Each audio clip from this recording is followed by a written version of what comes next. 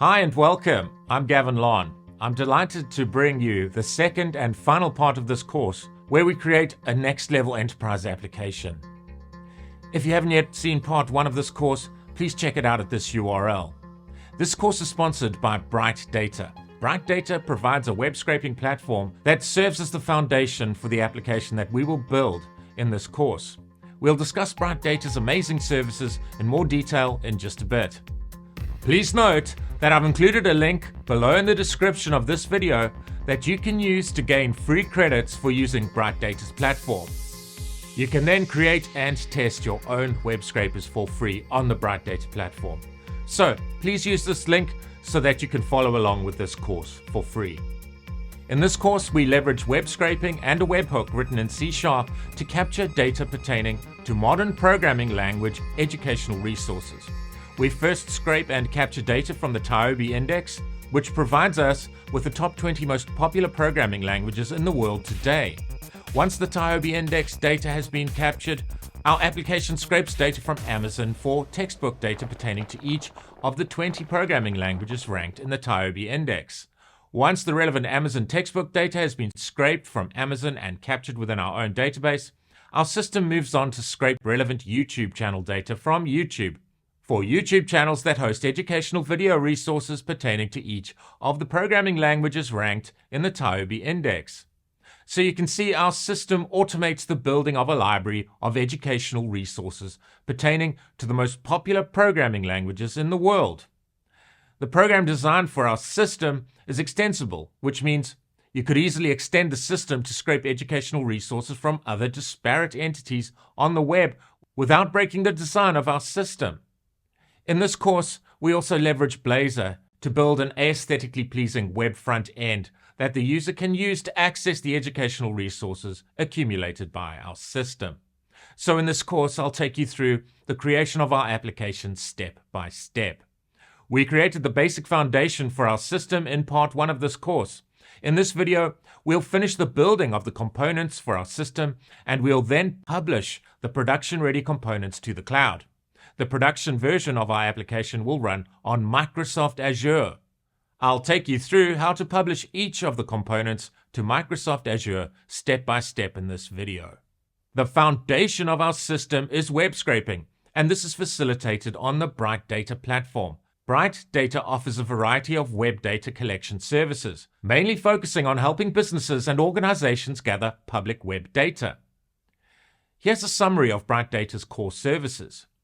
Proxy networks, residential proxies, access to a network of real IP addresses from actual devices for anonymous web scraping, data center proxies, fast, stable IPs from data centers for high-volume web scraping, mobile proxies, use IPs associated with mobile carriers for mobile-specific web data, static residential proxies, residential IPs that don't change, which is ideal for long-term web scraping tasks. Data collection platform, BrightData Web Scraper, a no-code tool that allows users to easily scrape data from websites, automate the data collection process, and retrieve it in structured formats. Pre-built datasets, access to large-scale datasets, for example, product prices, business listings, that have already been scraped and are available for immediate use. Using BrightData's excellent in-browser IDE, you can create and customize your web scrapers using JavaScript and jQuery to target specific data on the web that you'd like to capture. You can then register your own created Web API component as a webhook with the BrightData platform for each of your scrapers, and your webhook can then be used to process the data returned to your webhook from your scrapers hosted on the BrightData platform in a customized way. I'll show you in this course exactly how to do this step by step. BrightData also offers a proxy manager, a tool to help manage proxy usage, optimize scraping workflows, and distribute requests across different IPs to avoid being blocked. Web Unlocker, a solution that automatically bypasses capture, blocks, and other anti-scraping mechanisms to ensure seamless access to websites. Search engine crawler, a dedicated tool for collecting data from search engines useful for competitive research, SEO analysis, and keyword tracking.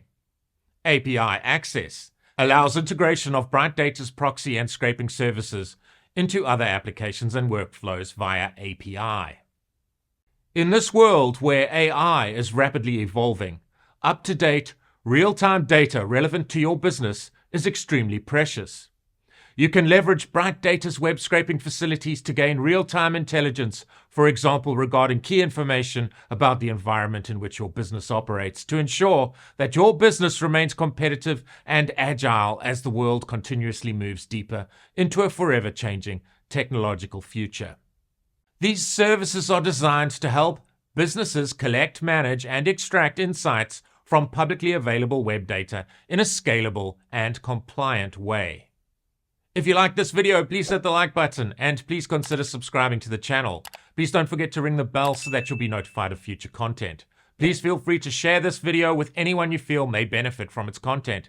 If you'd like to thank me by buying me a coffee, you can do this at my Buy Me a Coffee webpage at this URL. It will of course be greatly appreciated. It would be great if you would follow me on X. My username is @GavinLonDigital.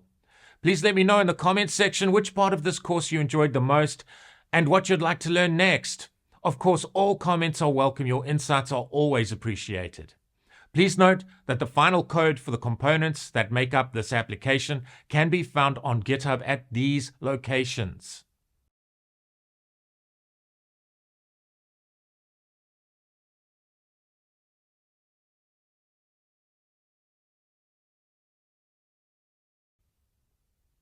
So if you get stuck at any point, please reference the relevant code on GitHub. You are of course welcome to download the relevant repositories. The links to these GitHub repositories are also available within the description of this video. Right, let's get into it. So we now have the basic functionality in place to scrape relevant data from the TIOBE index, which captures 20 programming languages ranked in order of popularity from 1 to 20. We are now also able to scrape Amazon textbook information pertaining to each of the ranked languages from Amazon. We also have created a UI to display the relevant data in a functional and aesthetically pleasing style to the user through our Blazor app. So our application is already providing the user with a lot of valuable information regarding potential resources that the user can acquire from Amazon in order for the user to enhance the user's knowledge and abilities in relation to one or many of the relevant popular programming languages that we have scraped from the TIOBE index. So, another very important modern resource that a potential learner can use to enhance the learner's skills regarding programming is through following YouTube channels that specialize in publishing tutorials on the relevant programming languages. So let's enhance our application even further by scraping YouTube for data pertaining to YouTube channels that publish video courses and tutorials for each of the programming languages ranked in the TIOBE index. So to do this, the first step is to go to the BrightData Platform and use their awesome IDE to create the code for scraping YouTube. And you might be thinking, oh no, the scraping code is going to be super complicated. Well, the code is kind of complicated, but the good news is we don't have to write it. We can simply use the YouTube template provided by BrightData. So through the BrightData dashboard, let's click the Web Data Sidebar menu option here. Let's go to My Scrapers and let's click the button labeled Develop a Web Scraper in brackets IDE here.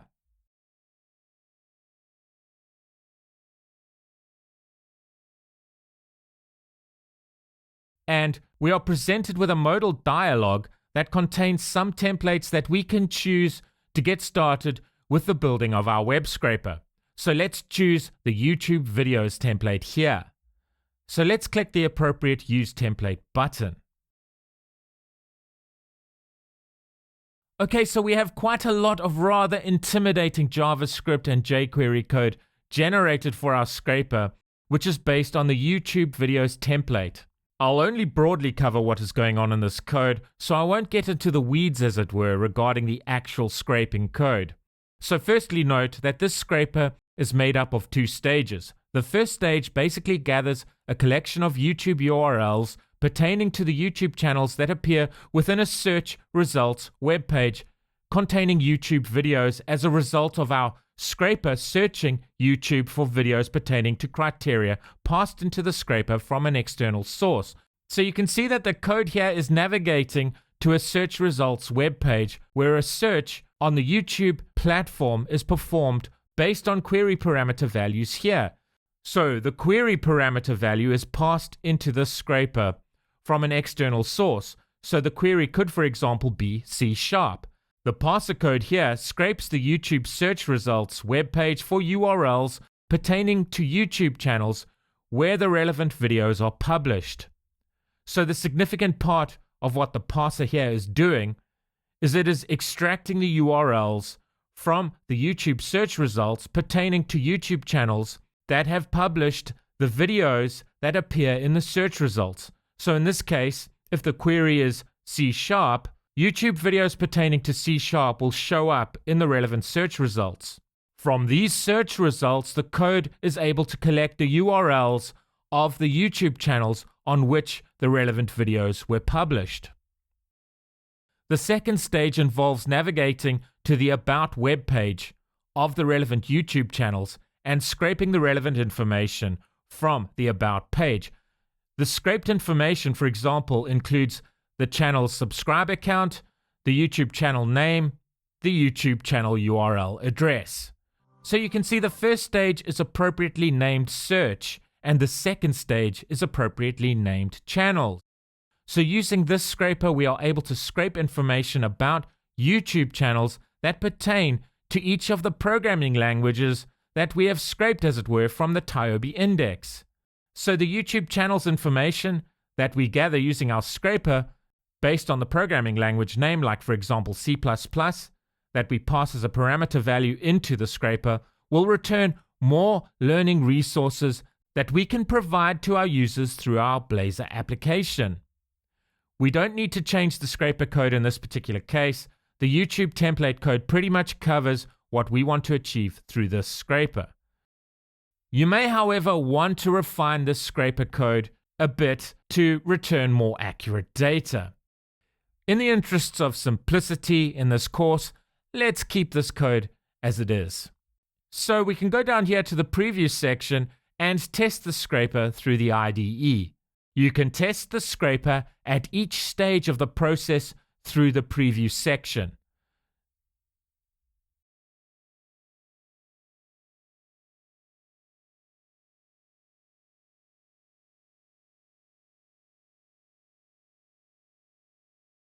So let's save our code by pressing the Finish Editing button here.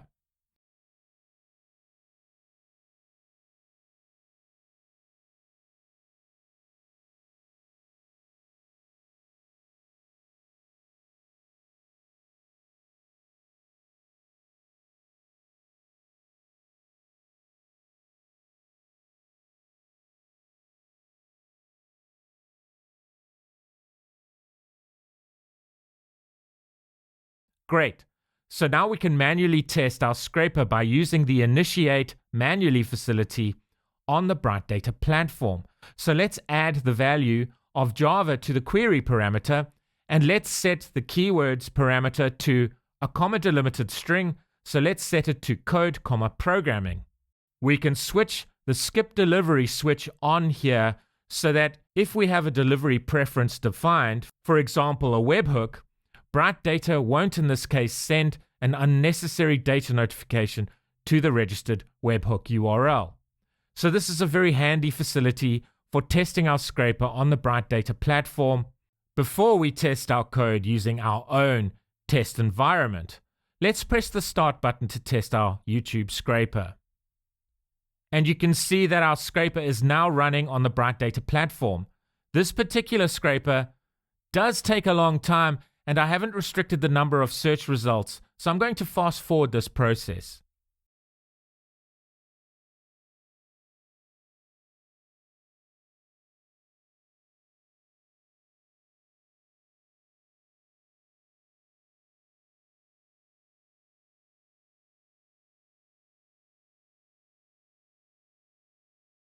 Okay, so moments later the scraper finishes. And we are now able to download the results of our scraper in JSON format through this facility here. So from our downloads folder, let's open the relevant file containing our JSON results. So notably, in our results, we can see that each result contains the YouTube channel name, the amount of subscribers that the YouTube channel has gained, as well as the URL for the About web page of the relevant YouTube channel. So these results verify that we can capture this data within our own SQL Server database. Once we have the functionality in place to do this, we'll create the functionality for displaying the relevant YouTube data through our Blazor app. And if we navigate to some of the channel URLs in our data results here, we can see that these are YouTube channels that publish content related to Java programming. In some cases, you may get data that isn't relevant. But note, by separating the data capturing process from the data display process, i.e. our Blazor app, we are able to include a data sanitization process before the data is released into production and displayed to any of our users through the Blazor app. So you could potentially have a separate interim process, be it manual or automated, that cleans up the data captured within the SQL Server database before it is released into production and viewed using the Blazor app. This is the advantage of decoupling our data from the actual data source, as it were. So for example, we are not displaying the data captured directly from Amazon on our UI. We are firstly capturing the data within our own database. This gives us the advantage of being able to analyze the data that we have captured within our own database before we release the data into production. So we have the chance to firstly sanitize or clean our data before it is displayed on our UI, i.e.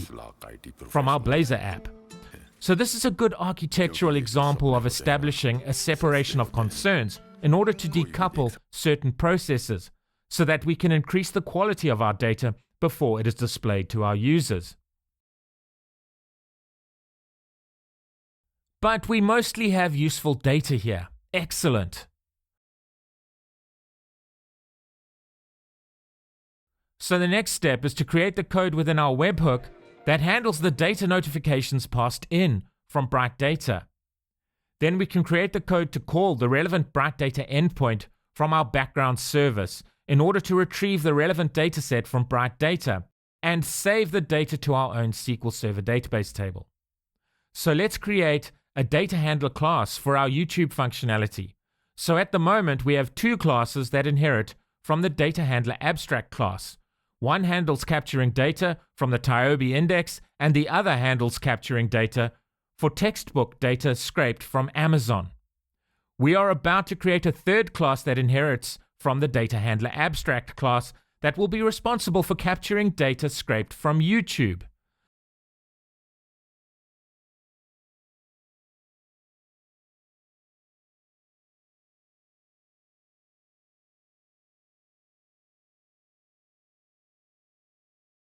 So let's right-click the folder named Data Handlers. Let's go to Add, then select the Class menu option.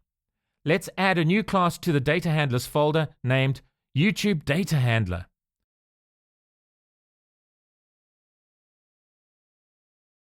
So firstly, let's make the YouTube Data Handler class inherit from the Data Handler Abstract class. Let's make sure our cursor is appropriately placed, and let's press Ctrl- and select Implement Abstract Class from the menu that pops up within Visual Studio. Great, so the stubs for the abstract methods that we created within the Data Handler Abstract class are generated for us. So this is a great example of implementing dynamic polymorphism using C# code. We have one interface established in the Data Handler class through the use of abstract methods, and then the classes that are derived from the Data Handler class, i.e. the classes named TIOBE Data Handler, Amazon Data Handler, and YouTube Data Handler, contain different implementations of the relevant abstract methods. We are about to create the code implementations of the relevant abstract methods within our newly created YouTube Data Handler class. Let's implement code for each of these methods. So, for the getDataToProcess method, we can simply write code to return the dynamic object passed into this method after it has been converted into a JArray to calling code. So let's create the constructor for our YouTube Data Handler class. So we need to pass the JSON data that is wrapped within a dynamic object, as well as the instance of the scrape data DB context object down to the Data Handler abstract class. We can implement code to do this by using the base keyword like this.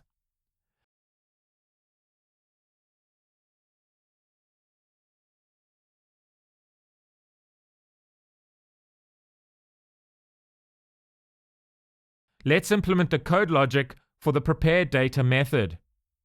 So in this method, we want to project the JSON data encapsulated within a dynamic object into our own strongly typed user-defined type. So we want to create a model class, which is just a plain old C# class, to represent our YouTube data. So we want to firstly prepare our data before it is inserted into the yet-to-be-created YouTube SQL Server database table.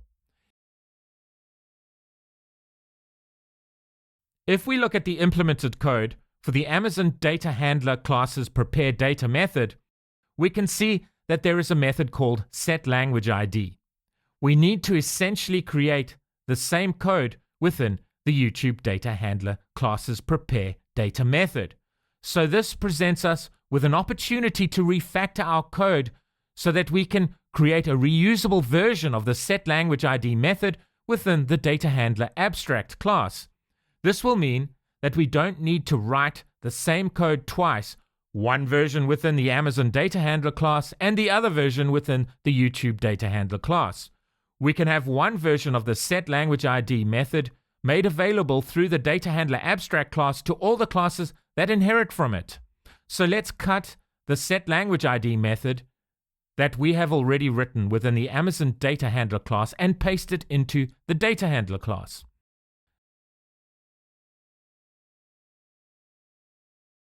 Let's change its access modifier from private to protected. We want all the classes that are derived from the Data Handler abstract class to be able to access the setLanguageID method from within the Data Handler abstract class.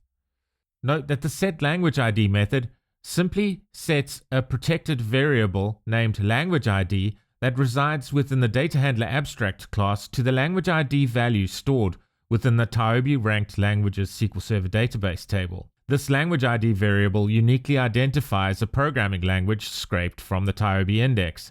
It is set when data is being processed by our webhook code for a particular TIOBE index ranked programming language. So the setLanguageID method means our code can retrieve the relevant language ID value and set the language ID variable only once at an appropriate time. The language ID value can then be subsequently retrieved from the language ID variable, which is protected and resides in the Data Handler abstract class, and will not need to be retrieved from the database every time the relevant language ID value is needed in code.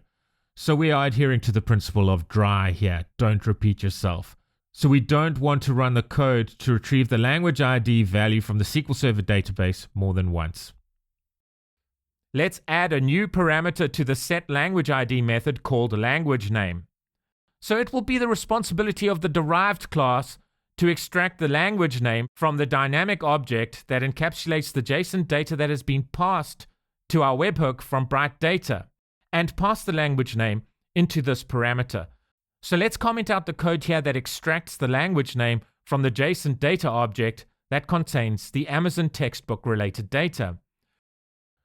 So we can refactor our setLanguageID method at this point because the calling code, the code that calls the setLanguageID method, will now be responsible for extracting the programming language name from the raw JSON data passed to the webhook code from the BrightData Platform. So the first parameter, that is of type JArray, can be removed from the setLanguageID method. All that needs to be passed to the setLanguageID method is the relevant programming language name. Then within the link query in the setLanguageID method, change the name of the variable within the link query named input to the parameter name, language name. If you get stuck with any code-related issues where you feel the video is unclear, please check out the final code on GitHub for clarity.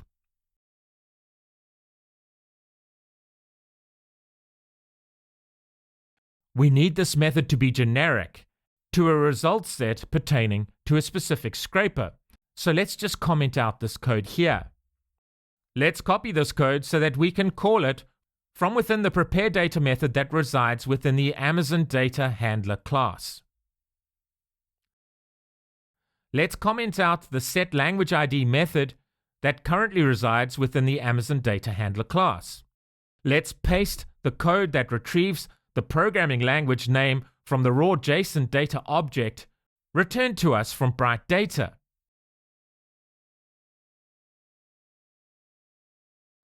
Then let's pass the relevant programming language name that is stored within the input variable as an argument to the setLanguageID method that now resides within the Data Handler abstract class, i.e. the class from which this class is derived.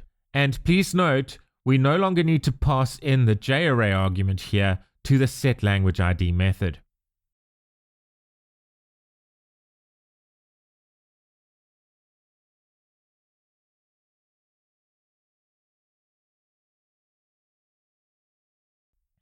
Then let's copy this code and paste it into the prepareData method within the YouTube Data Handler class. And we no longer need the setLanguageID method to exist within the Amazon Data Handler class, so even though it's commented out, let's remove it to neaten up our code. And we can now include the code that calls the setLanguageID method from within the prepareData method within the YouTube Data Handler class. So let's paste the code that we just copied to our clipboards from within the Amazon Data Handler class here. Great.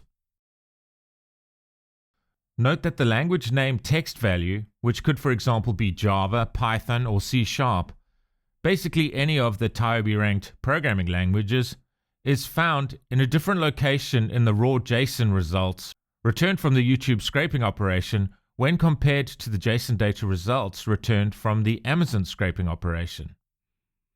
So let's change this code appropriately here.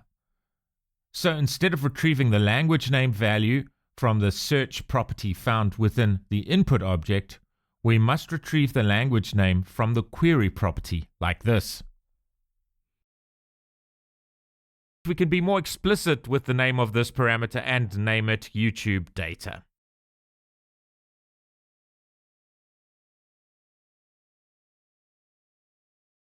Okay, so let's create the code that projects the raw JSON data YouTube results into a collection of strongly typed objects derived from our user-defined type. So from our YouTube model, if you like. But we haven't yet created a model for our YouTube data. And because we are using code-first migrations to generate our SQL Server database tables, we haven't yet created the SQL Server database table that will store our scraped YouTube data. So let's do this now. Let's create the model so that we can strongly type our YouTube data. So within the entities folder, let's create a class named YouTubeChannel.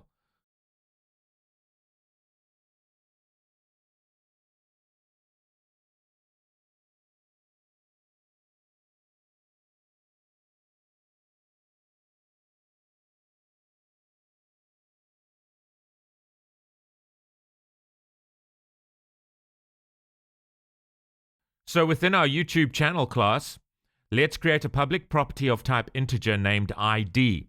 This property denotes a unique identifier for each YouTube channel entity. This denotes the primary key field that will be created in the relevant SQL Server database table. Let's create a public property of type integer named language ID. This property denotes the foreign key from the TIOBE ranked languages SQL Server database table. Note that the TIOBE ranked language entity has a one-to-many relationship with the YouTube channels entity. One or many YouTube channels can be related to a specific TIOBE ranked language, but only one TIOBE ranked language can be related to a particular YouTube channel entity. Let's create a public nullable string property named URL. This will store the URL for a particular YouTube channel. Let's create a public nullable string property named channel name.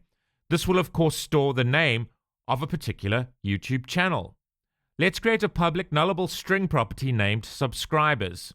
This property will be responsible for storing the number of subscribers that a particular channel has gained.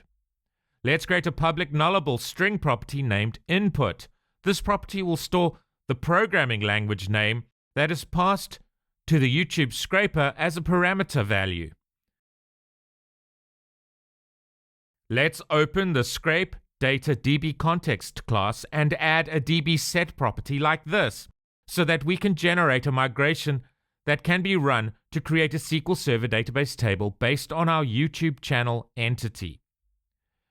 The SQL Server database table will be created with the name of this property. We have named this property YouTubeChannels. Let's invoke the NuGet Package Manager window like this so that we can create and run the relevant migration code. Let's type add-migration followed by a sensible name for our migration and then press the Enter key.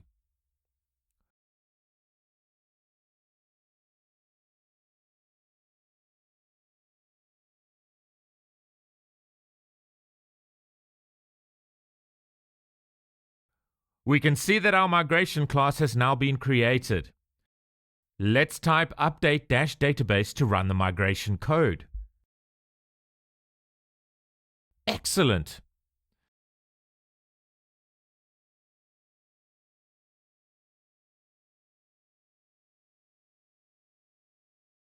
And we can see that our YouTube channel SQL Server database table has now been created within our SQL Server database. Okay, so let's go back and finish creating the implementation code for the prepare data method within the YouTube data handler class. So let's go back to the prepare data method and create link code to project the collection of scraped YouTube data stored within a J array. Remember, this is a Newtonsoft data type, into a collection of objects that are strongly typed with our YouTube channel user defined type or class.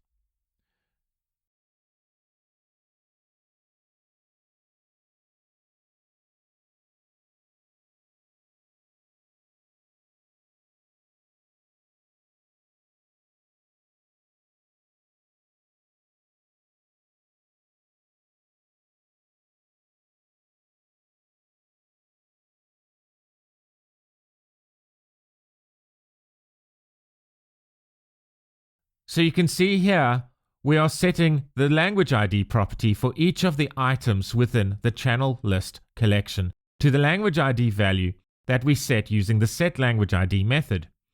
This language ID variable is defined with the protected access modifier within the data handler abstract class, so our code within the YouTube data handler class can access this language ID variable because it is derived from the data handler abstract class. Great, and let's assign the result of our link code to an appropriate member variable. So let's create a member variable of the generic type iList that is strongly typed with our newly created YouTube channel model. Let's name this member variable YouTubeChannels.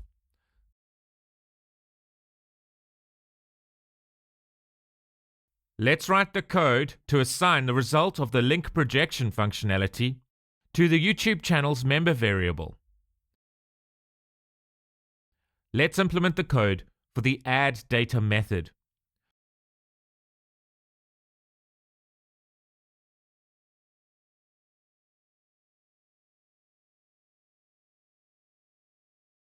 Firstly, let's write code to check if the YouTube channel's member variable, used for storing a list, contains any list items. So let's write code that adds the list of YouTube channel items to our YouTube channel's SQL Server database table Of course, only in the case where we have data to add. Let's use the addRange async method to add the collection of YouTube channel data to the YouTube channels database table. Then we can call the saveData method that resides within the data handler abstract class to save the relevant data to the database. The underlying code uses EF-Core's saveData async method to do this. If the code execution gets this far, we can return true, meaning relevant data has been successfully added to the database. If the code gets this far, however, we can return false, meaning that the data has not been added to the database. Then for the implementation of the removeData method, we want to use EF-Core's execute-SQL raw async method to delete any data from the YouTube channels database table pertaining to the relevant programming language.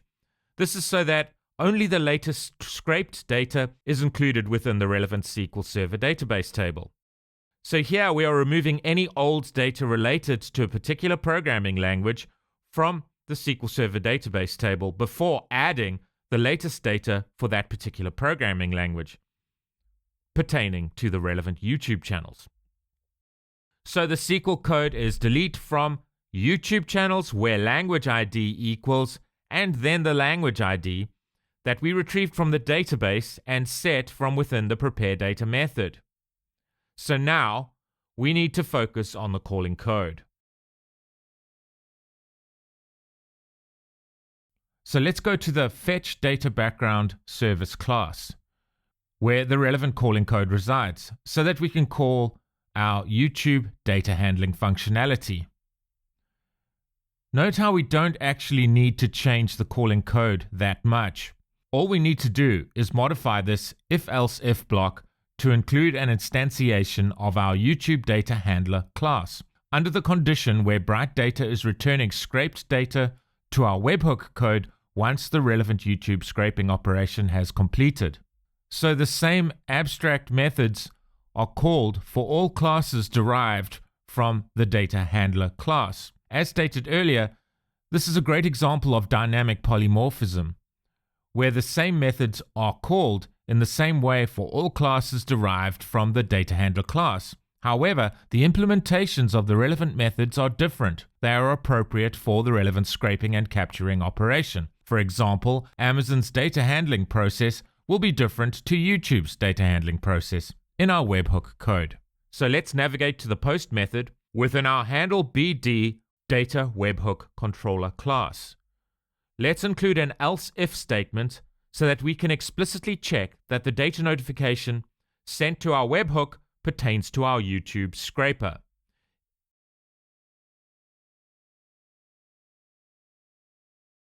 If the notification pertains to the YouTube scraper, we must pass in the YouTube scraper type to our background services initialize background service method. So this will start our background service checking BrightData to see if the relevant scraped data is ready. And this will occur every 5 seconds. If the data is ready, BrightData will send us the dataset, and our code can subsequently insert the data into our YouTube channels database table. So this collector_ID here pertains to our Amazon scraper. Let's get the collector ID for our YouTube scraper from the BrightData Platform. If we go to My Scrapers,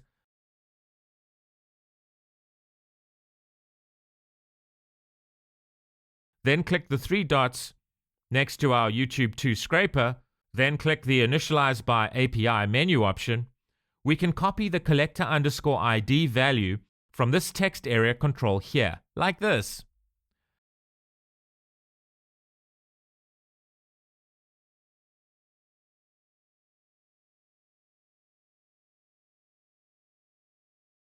Let's go back to our webhook code and appropriately paste it in here.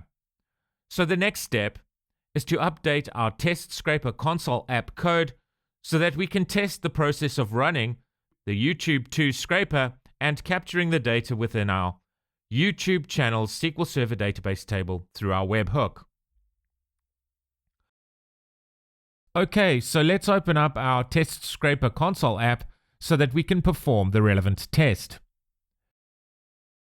So let's first comment out where we are testing our code regarding the Amazon scraping process and include code for testing the YouTube scraping process. So we first need to copy the URL for the endpoint that we can call in order to kick off, as it were, the YouTube scraping process. So let's go to the Initialize by API tab for the YouTube 2 collector and copy the relevant URL endpoint. We can get this endpoint URL from the text area control here. So let's copy it.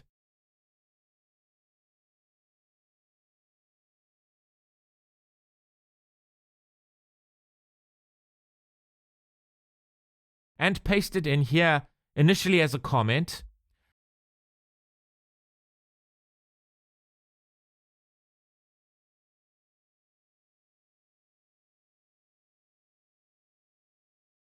Let's create a new request URI variable and assign it the endpoint URL that we have just copied from the BrightData Platform. Let's set the input parameter value appropriately by assigning an appropriate programming language to the input variable. Let's assign our input variable the programming language name Java.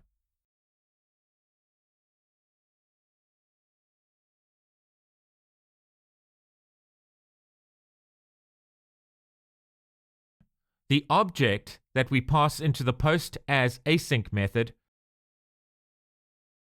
must contain a query property. So let's change search to query here.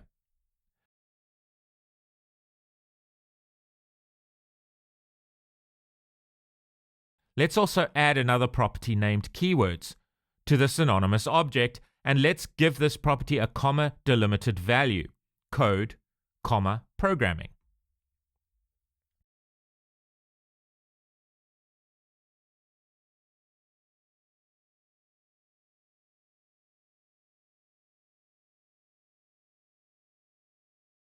Before we run a test, we must make sure we are running ngrok so that we can use tunneling in order for BrightData to send our locally running webhook relevant data notifications. So once ngrok is running, we can update our delivery method for the YouTube 2 scraper on the BrightData platform. Note, we need to update the delivery methods for all our scrapers if we generate a new IP address using ngrok. If your ngrok IP address changes, please ensure that the webhook URL is changed appropriately for all the scrapers you'd like to test. So we should also update the webhook URL on the relevant delivery preferences webpage for the TIOBE 2 scraper, the Amazon 2 scraper, as well as the YouTube 2 scraper. This is just good practice, but here we are only going to test the YouTube 2 scraping process. Let's run our Web API project so that our webhook is listening on our local machines.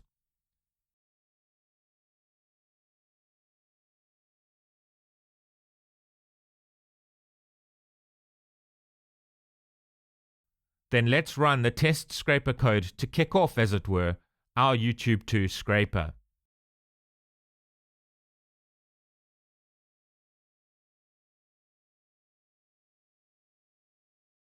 Great, and we can see that on the Runs tab here on the BrightData platform that the YouTube 2 scraper is running.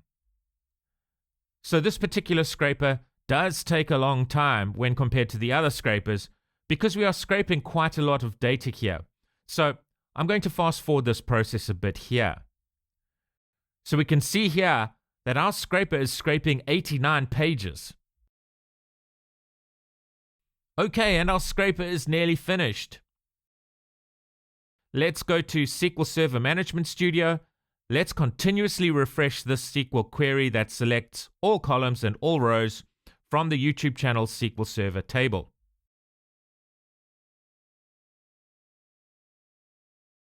And wow, there it is. Our data is flowing in. Amazing. So we have scraped various YouTube channels related to the Java programming language. So these are hopefully YouTube channels that produce educational content on the Java programming language. Excellent. Let's look at our webhook or Web API project output window. And all of our status information written to the screen here from our webhook code indicates the success that we have just witnessed. Let's run another test, and this time let's scrape YouTube for channels that create content related to the Python programming language.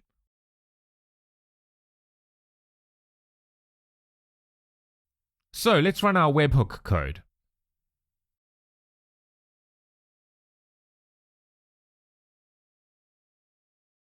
And now let's run our test scraper code to run our test that kicks off the YouTube 2 scraper in order to scrape data for YouTube channels pertaining to the Python programming language. Excellent, and our scraper is clearly scraping.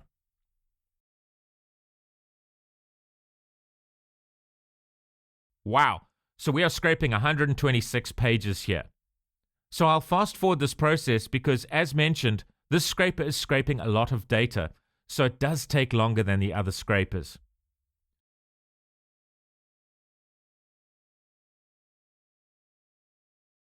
And we are nearly finished here. Let's go to the output window for our webhook.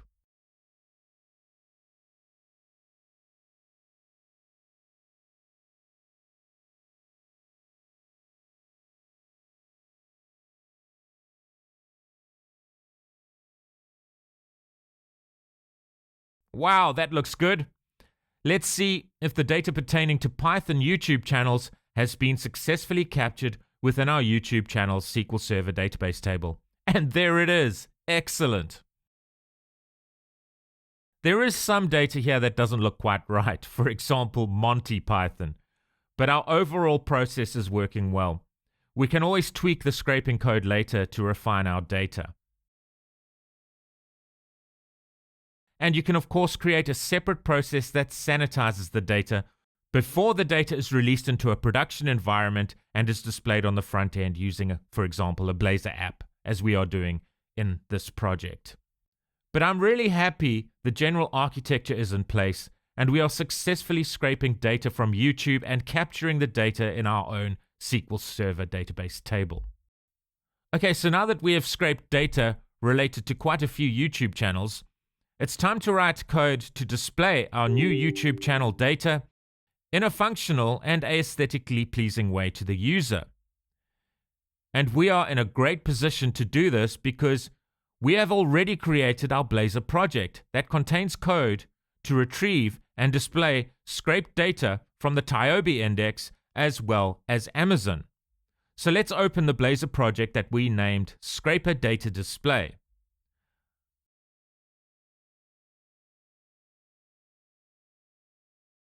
I've got a lot of tabs open here, so I'm going to close these down before getting started.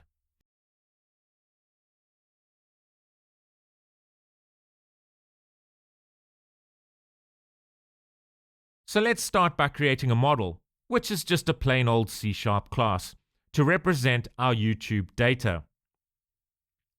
We have actually already created this model within our Web API project. So within the Entities folder, let's create a class named YouTubeChannel.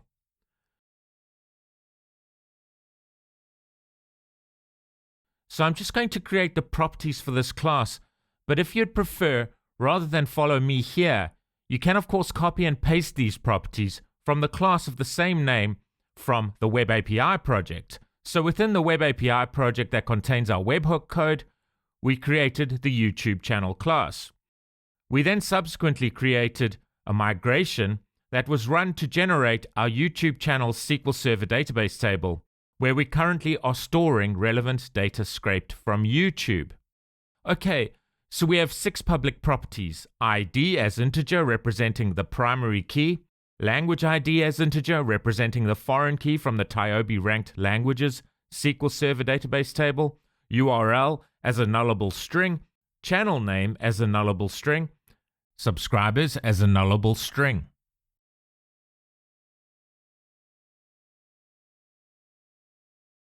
And input as a nullable string.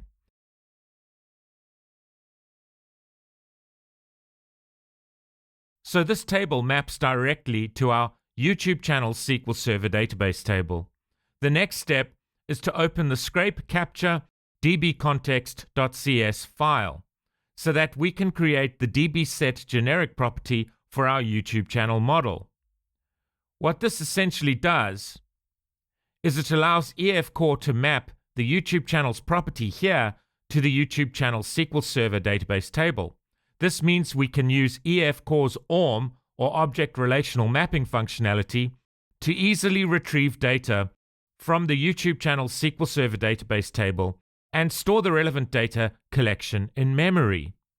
We'll then easily be able to display the data within our appropriate Razor component. The data structure that we used to display our YouTube data will be similar to the data structure that we created for displaying the Amazon data. We want to display each of the TIOBE ranked languages with the collection of YouTube channel data displayed directly underneath the ranked languages in our front end. So to achieve this, let's create a model that represents the data structure that can be used to house, as it were, all of our ranked languages from the TIOBE index, as well as related YouTube channel data. To do this, within the Models folder, let's create a C# class named YouTubeChannels by language.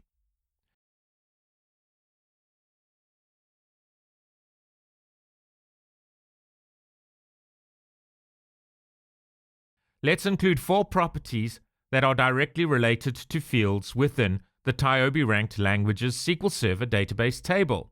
So ID as integer, rank order as integer, language name as nullable string, and image path as nullable string. So these properties will be used to store the data for the TIOBE index ranked programming languages in memory. So I'm going to add another property here. This property is a public property named collapse and is of the bool data type.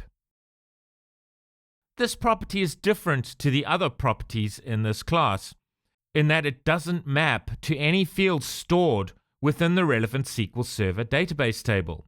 You'll see the significance of this property a little bit later when we develop the relevant front-end functionality. Then the last property stores a list of YouTube channel data that is strongly typed as YouTube channel. So this data structure enables each collection of YouTube channel data to be grouped by each TIOBE index ranked language. So the next step is to create the service functionality where we'll use link and EF-Core to retrieve the data into a list that is strongly typed with our newly created YouTube channels by language user-defined type. So let's create an interface within the services folder named iYouTube Service.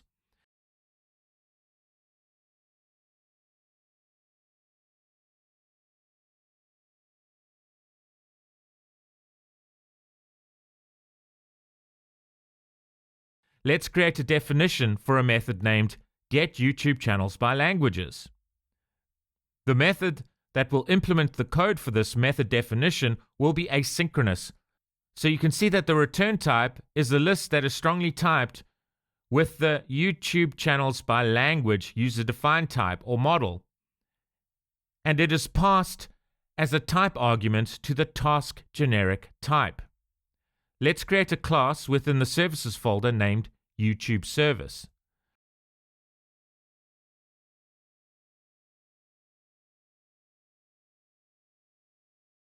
Let's make the YouTube Service class implement the iYouTube Service interface. So there is a red squiggly line under iYouTube Service, and this is the compiler telling us that we need to implement all of the methods defined within the iYouTube Service interface. So we can generate the stubs for the relevant methods by pressing Ctrl-, then selecting the Implement Interface method option like this. So firstly, make sure your mouse pointer is appropriately placed within the code editor before doing this. And a method stub for the method getYouTubeChannels by languages is generated for us. So the link query that we'll create to return a list of type YouTube channels by language is very similar to the code that we created to retrieve the Amazon data. We simply create a join that joins the TIOBE ranked languages SQL Server database table to the YouTube channels SQL Server database table on the ID field in the TIOBE ranked languages table to the language ID field in the YouTubeChannels SQL Server database table. Then we use the into group code to insert each collection of YouTubeChannels data into a group that corresponds to each TIOBE ranked language.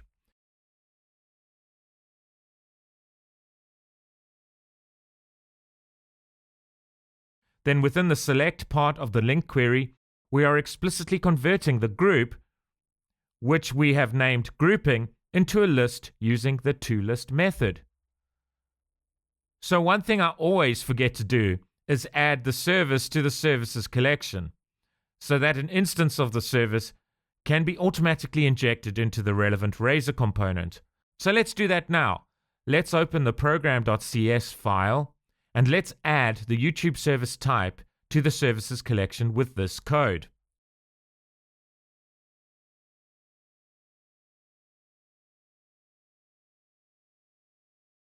Great!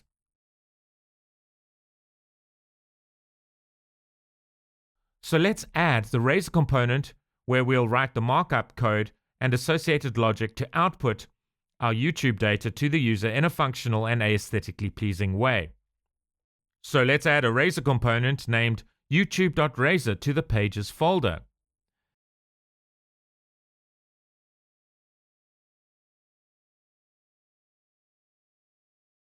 And before we develop the code for this Razor component, let's create a menu link within the sidebar menu of the UI for our Blazor application so that we can easily access the YouTube Razor page from within the sidebar menu. So to do this, let's open the navmenu.razor file.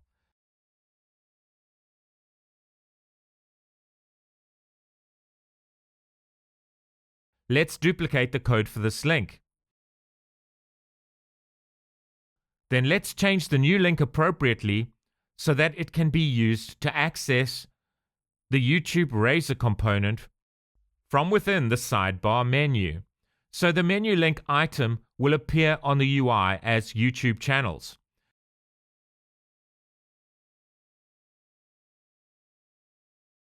Then we must change the href value here to YouTube, which maps to the root of the relevant Razor component. Great, so let's go to the youtube.razor component code. Let's use the @page directive to create the root for our component.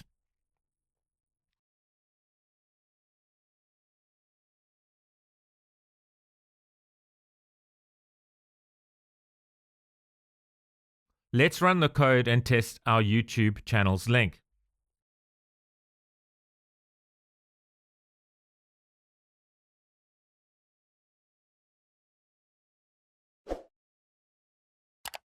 Excellent. So we are now ready to develop the functionality for the YouTube Razor component.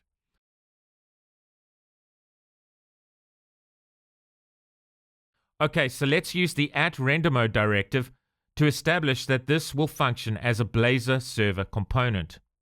So the code for this component will run on the server, the component will be rendered server-side. Let's use the @using directive to reference the scrape data display.models namespace so that we can easily access the relevant type that we created for storing the data that will be displayed in this Razor component.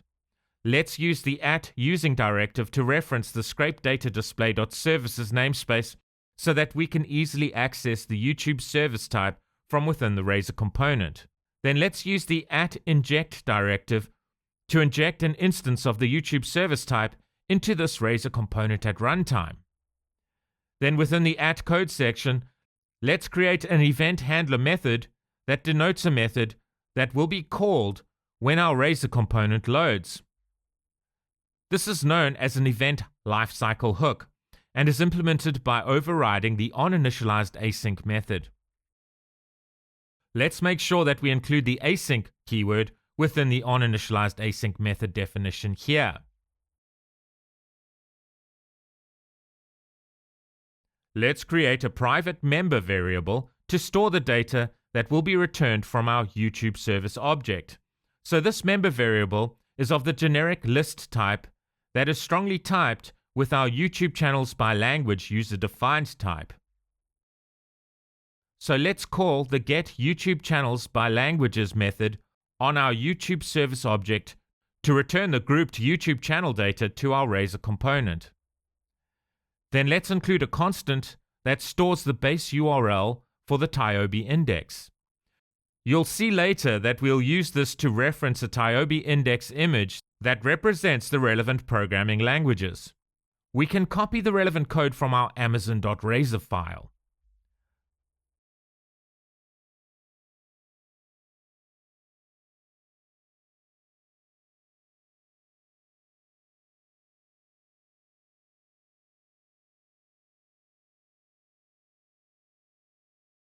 Let's create an appropriate heading for our Razor component.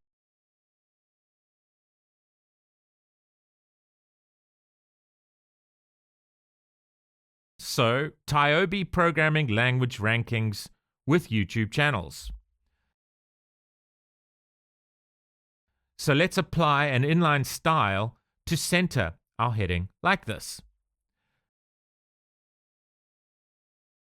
Let's create the code to display each of the TIOBE index languages.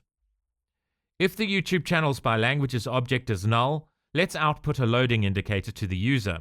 If data is stored within the YouTube channels by languages object, then output the collection of programming languages on the UI. So let's use a for each loop to loop through the programming languages and appropriately display the languages in a stylized way to the user. So we are outputting the ranked order of the language, i.e. its TIOBE index ranking. We are outputting the image representing each programming language. Note how this is a concatenation of the base URL of the TIOBE index website with the scraped relative path of the relevant image. Then we are outputting the TIOBE index programming language name.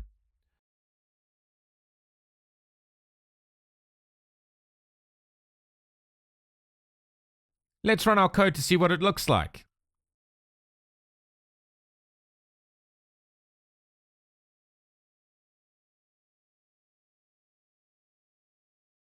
Great.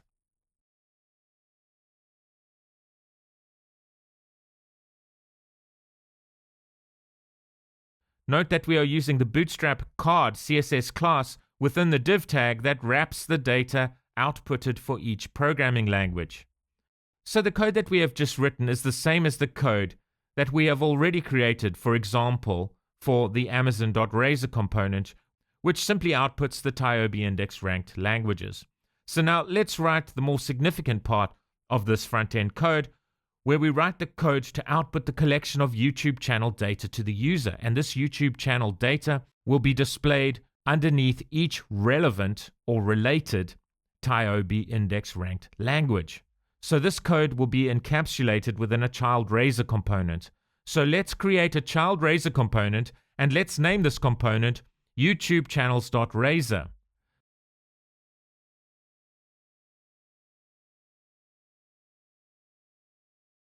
Let's use the @using directive to bring in the scraper datadisplay.models namespace. Within the @code section, let's include two public properties that denote two parameters. So the parent component will pass data down to this child component through these two parameters. The first parameter, named langID, denotes the language ID, i.e. a unique identifier for the relevant TIOBE index programming language. The second parameter, named YT-channels, denotes the collection of YouTube channel data that pertains to a particular programming language, denoted by the langID parameter. So initially we brought in the scraper datadisplay.models namespace, but in fact we should have brought in the scraper datadisplay.entities namespace, because this child component is responsible for outputting a list of YouTube channel information. This information is denoted by our YouTube channel user-defined type or class, which has been included in the scraper datadisplay.entities namespace. And as mentioned, this property or parameter in this case is named YT-channels and will store a list of YouTube channel information pertaining to a particular programming language denoted by the langID parameter.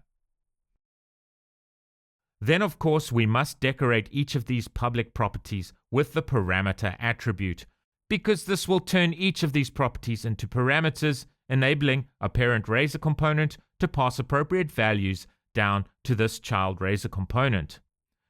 So if the YT-channels parameter value is null or does not contain any items, let's output to the user that the data is coming soon, because the relevant YouTube data pertaining to the relevant programming language might not have been scraped and processed. So this code is created in the interests of a better UX, user experience. So if the YT-channels parameter value is not null and contains items, let's create code to output the items to the UI. Let's first create two headings for the data.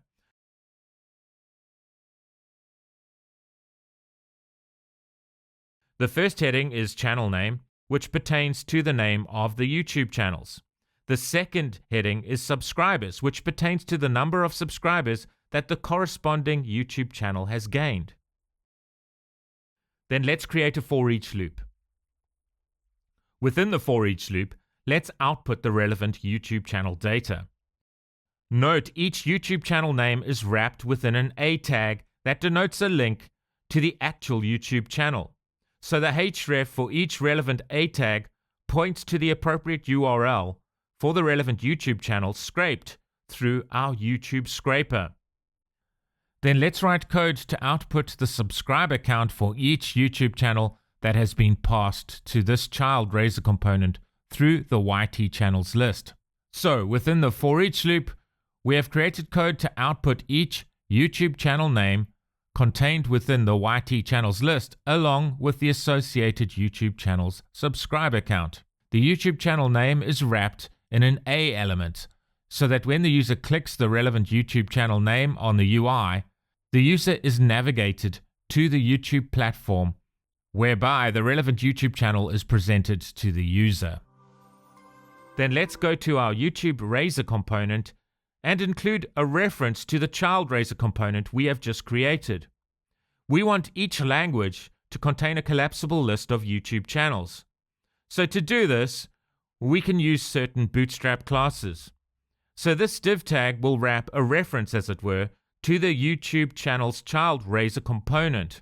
Within this div tag, let's include an ID that uniquely identifies the programming language to which the collection of YouTube channels relates.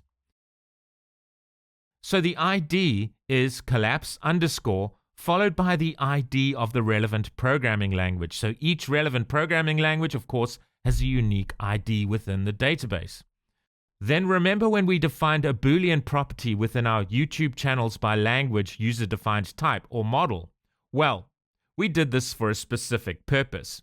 This is to enable a user to toggle the collapse or expansion of a list containing the collection of YouTube channels pertaining to the relevant programming languages. So let's see how we can use the collapse Boolean property to enable this functionality.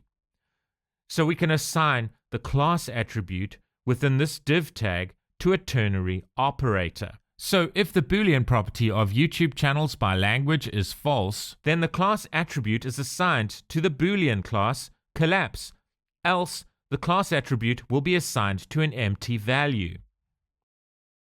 So this mechanism is purely so that the user can expand the list of YouTube channels or collapse the list of YouTube channels by toggling the header that contains the programming language information. Then let's include a HR tag here so that a line appears above the list of YouTube channels. Then let's include an element that denotes our child Razor component, which encapsulates code to output the collection of YouTube channel data.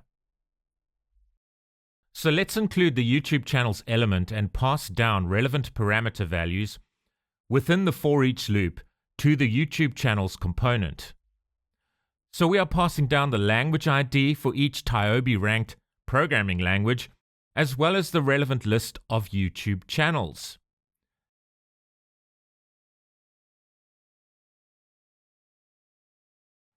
Then, in order to implement the toggle effect that expands and collapses the list of YouTube channels on the front end, we need to implement an event handler method. Let's call this event handler method toggle collapse. Let's include a parameter within this method definition of type YouTube channels by language.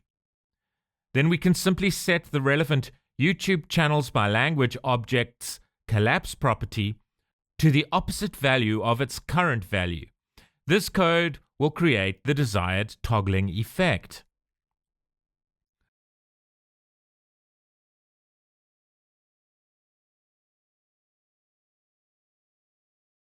Then let's write the code to call this method when the user clicks the relevant programming language header on the front end.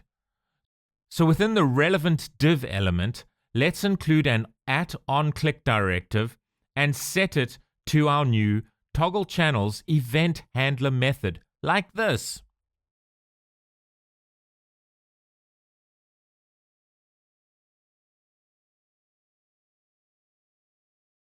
Let's run our code.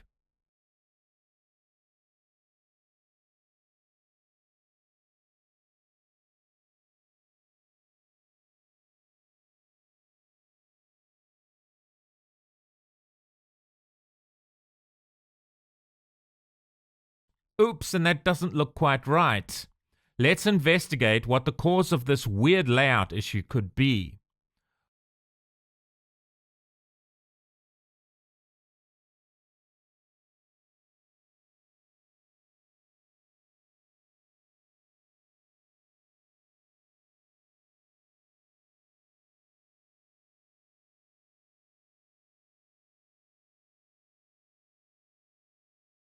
Okay, so within the YouTube channels child Razor component, I hadn't included the appropriate Bootstrap class here.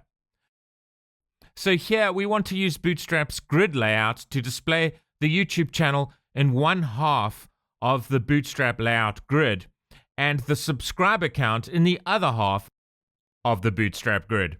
So to do this, each column must take up 6 columns of the grid. This div tag currently is not set to an appropriate Bootstrap class, i.e. col-md-6. The Bootstrap grid layout contains 12 columns, so 6 columns of the layout represents half of the 12 columns. So this is how we can use the Bootstrap layout so that each of our columns takes up half the horizontal space of the relevant layout. Let's see if that has fixed our layout issue. So let's run the code.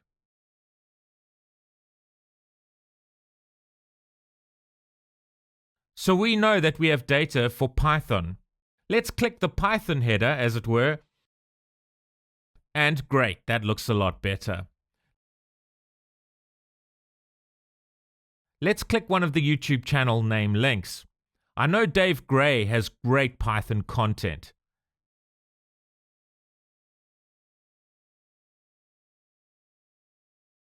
Excellent.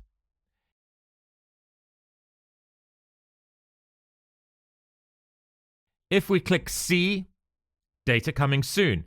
That is what I would expect because we haven't yet scraped the data for the C programming language. We don't yet have data for C++, but we do have data for Java. Excellent. Okay, so currently we have YouTube data scraped for Python and Java. Let's scrape YouTube channel data for C#.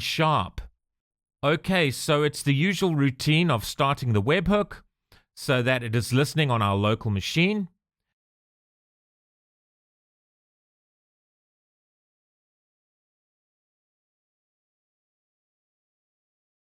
Let's go to our test scraper console application. Let's modify the code and assign C# to the input parameter variable here. So we want our YouTube2 scraper to scrape YouTube channel data pertaining to the C# programming language. And let's run the test scraper console app.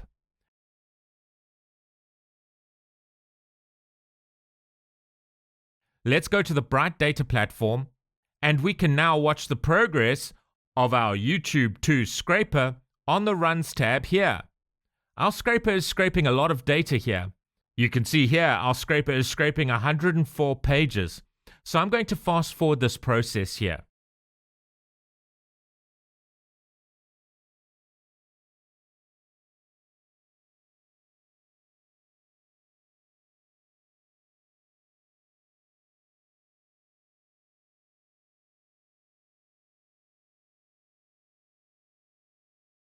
And all of our data has now been scraped. Let's confirm this by looking at the output window for our Web API project.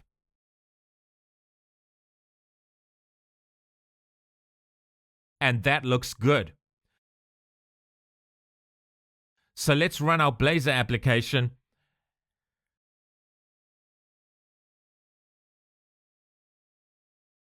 So let's see if our data has been captured within our YouTubeChannels SQL Server database table.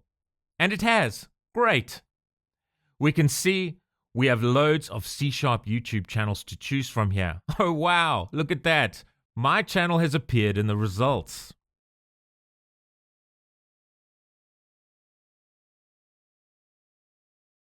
And we have some great resources here to choose from.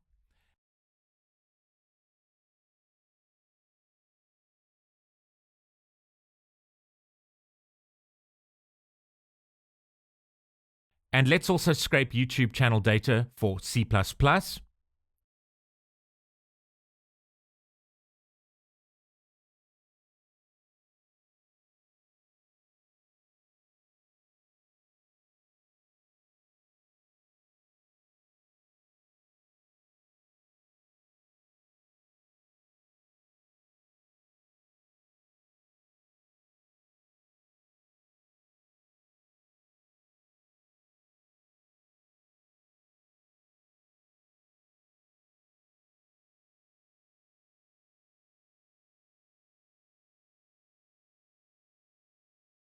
Let's see if YouTube channel data has been scraped for C++.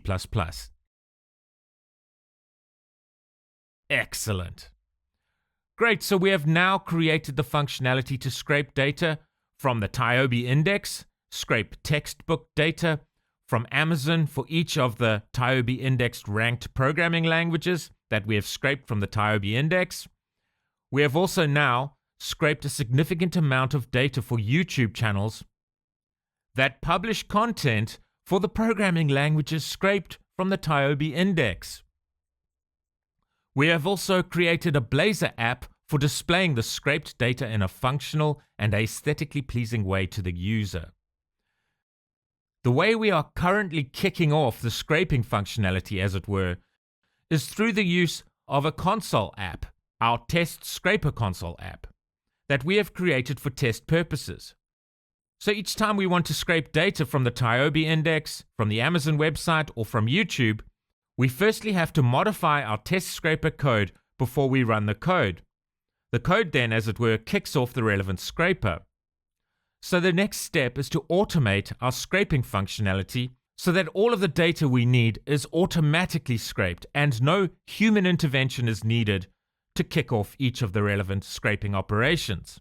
One way we can automate this is by using an Azure Queue Storage trigger. What this will involve is creating an Azure Queue Storage trigger on Azure. We can then create an Azure Function, and we can run this firstly on our local machines. Then later we'll publish our Azure Function to Azure. When we create the Azure Function on our local machines, we can map the Azure Function to our Azure Queue Storage trigger that resides on Azure.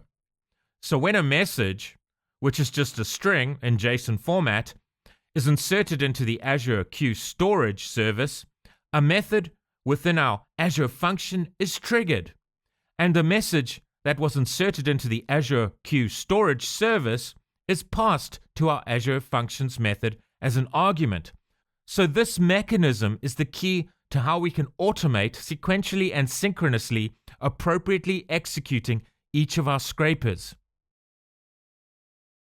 So the way I've been able to achieve this is by dividing each process into 3 main stages.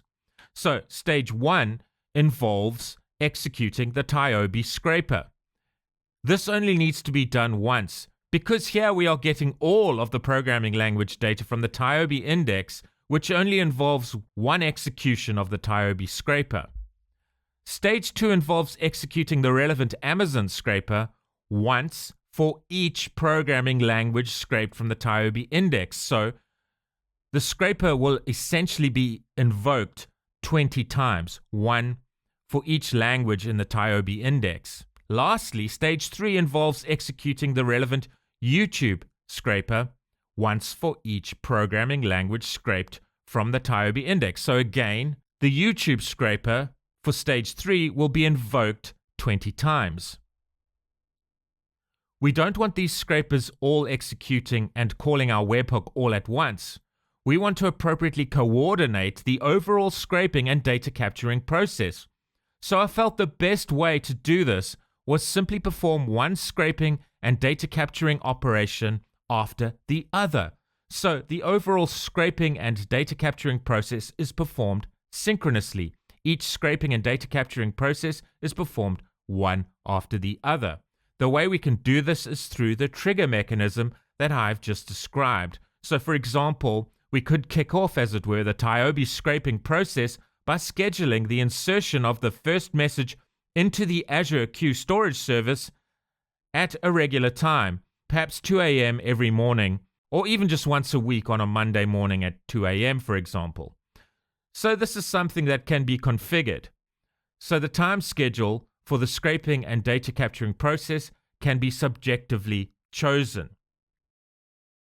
So you could set up what's known as a cron job for this purpose, which basically would involve inserting an appropriate JSON message into our message queue at a regular predetermined time on a defined schedule. So perhaps we want the most up-to-date data scraped and captured from the TIOBE index, Amazon, and YouTube once a week. So for example, you could schedule the relevant cron job to kick off at 2 a.m. on a Monday morning.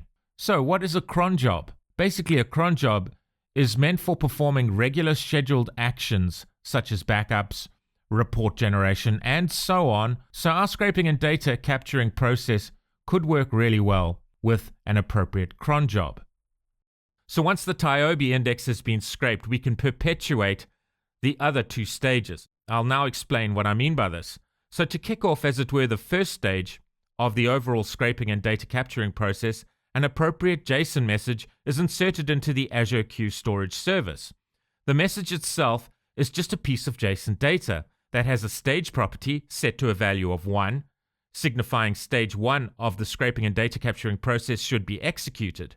The action of the message being inserted into the Azure Queue Storage service triggers our Azure Function. The JSON data, which is the message added to the Azure Queue Storage service, is passed into the parameter of a method within our Azure Function. Our code within the Azure Function can then read the JSON data, which tells our code, as it were, that stage 1 of the overall process must be executed. So our code then calls the relevant endpoint on the BrightData Platform in order to kick off, as it were, the relevant TIOBE index scraper. So we are currently using our test scraper console app to trigger our scrapers. We will now be using an Azure Queue Storage service and code within our Azure Function to kick off our scraping functionality on the BrightData Platform. Once our TIOBE index scraper is finished scraping, the dataset containing the TIOBE index ranked language data is retrieved from our webhook code that appropriately subsequently inserts the relevant data into our database. Once the data is captured within the database, our webhook code will then subsequently insert a new JSON message into the Azure Queue Storage service. Two properties within the JSON message are set at this point, one indicating the stage number, so in this case stage 2, and the second property is set to the first ranked programming language scraped from the TIOBE index. So the Azure function is then triggered and Amazon is scraped for textbooks pertaining to the first ranked programming language. Once the scraper is finished, the dataset containing the textbook data is inserted into our database. Once the data is captured, a new message is inserted into the Azure Queue Storage service. through code created within our Web API project, i.e. the project that contains our webhook code. This message will contain the stage number, which will still be stage 2 because we are scraping Amazon. This indicates to the Azure function to kick off, as it were, the Amazon scraper for the second programming language. So the second property in the JSON message will contain the programming language name for the second ranked programming language in the TIOBE index. So the Azure function is triggered and the scraping process for the next language is triggered, and the overall process continues until relevant textbook data is captured for all of the languages that are scraped from the TIOBE index.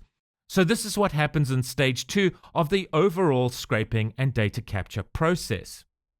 Once all the data has been scraped from Amazon, the JSON message inserted by our webhook code into the Azure Queue Storage service will contain the stage number that will be set to 3, indicating that YouTube should now be scraped, as well as the name of the first programming language in the TIOBE index. Much like with the Amazon scraping and data capture functionality, this process repeats until all of the relevant YouTube channel data has been scraped and captured.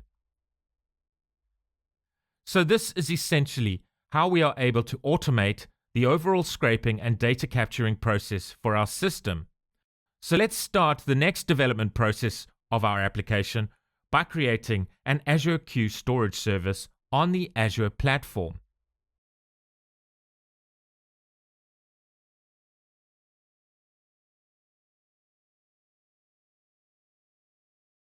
So firstly, of course, we must have a valid Azure account. This is very easy to set up. Please simply follow the instructions on how to do this. Then once we have an Azure account, we can log on to Azure.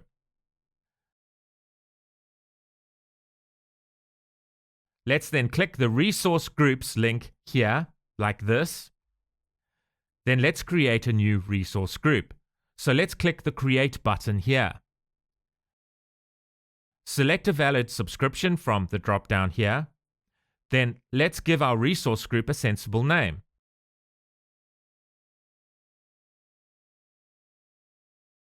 I'm currently in South Africa, so for region, I'm going to select Africa, South Africa, in parentheses North. Then let's create our resource group.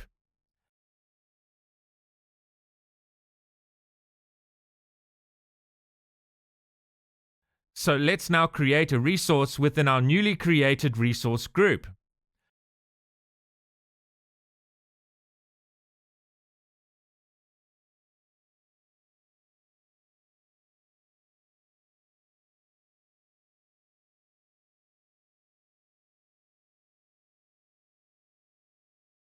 So firstly, we must create a storage account before we create our Azure Queue Storage service.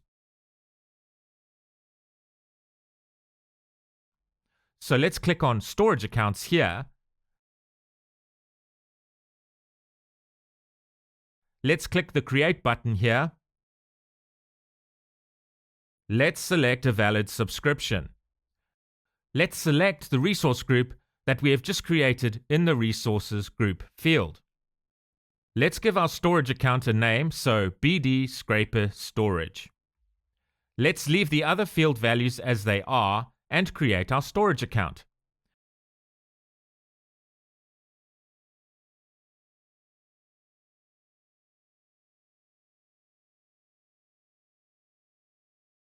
Let's preview our storage account settings. Great, and let's click the Create button.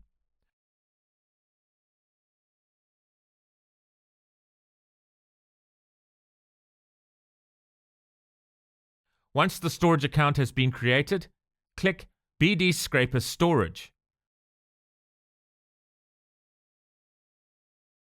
Then click Go to Resource.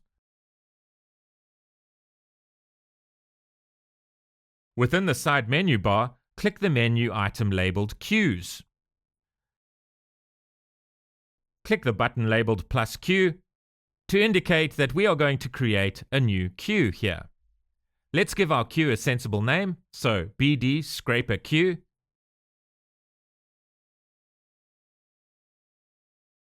Then let's press the OK button.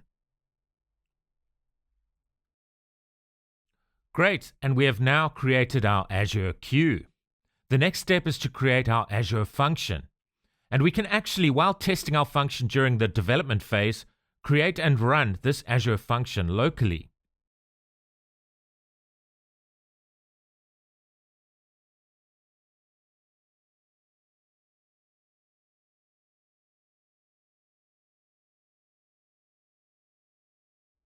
We can also link our locally running Azure Function to the queue we have just created on Azure. So to create our Azure Function, let's fire up Visual Studio.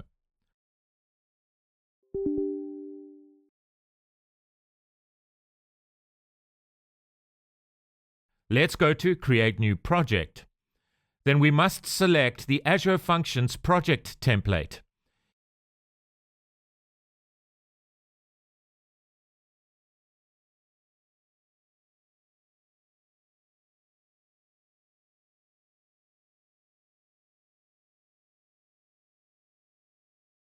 If you can't find the Azure Functions project template, make sure that you have installed the Azure Development Workload.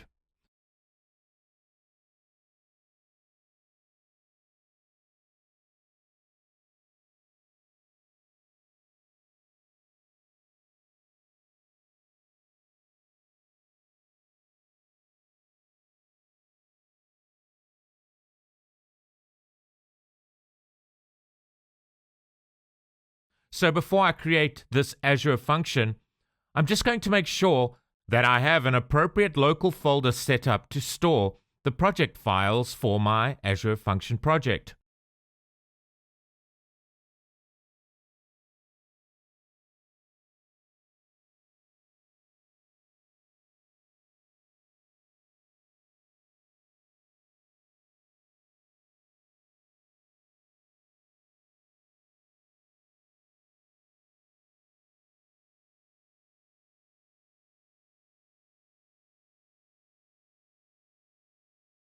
So I'm going to name my Azure Function project BD Function Start Process.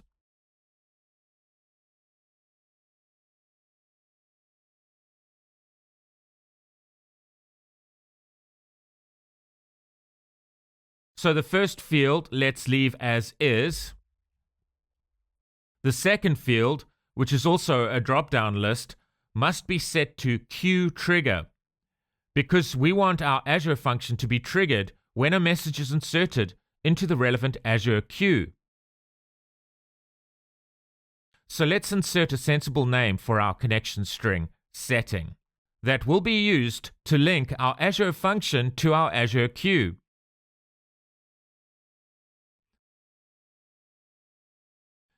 Then let's insert the name of the queue that we created on Azure into this field here.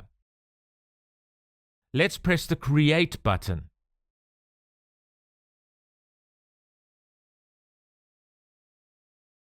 Then, so that we can effectively run and test our Azure function locally, let's select Storage, Azure Write, Emulator in parentheses local here. Let's select the next button. So in the top drop-down list is the name that we earlier chose for our connection string. So let's leave this as is. Then in the connection string value field, we need to include the actual connection string that we need for connecting to our Azure queue. So now this is how we link our Azure function to the queue that we created on Azure. So to do this, we must first go to the Azure Platform. We are now on the web page for our Azure storage account. From this page, select Access Keys. From the sidebar menu, then where it says Connection String here, we can click this button to show the connection string and click this button to copy the connection string to our clipboards. So once we have copied the connection string to our clipboards, we can then paste our connection string into the connection string value field here. Then press the next button. And now let's press the Finish button. Great!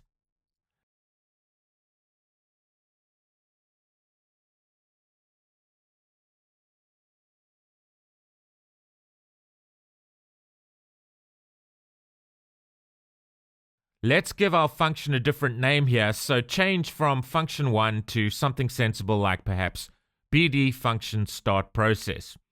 We don't have to do this, but it is better to give our function a sensible name, I think. Let's go back to our storage account webpage on Azure and press Queues on the sidebar menu. Then let's select our Azure queue from the list of queues that we have available here. And of course, you probably only have one queue available here. Before we add a message, let's run our Azure function within Visual Studio like this.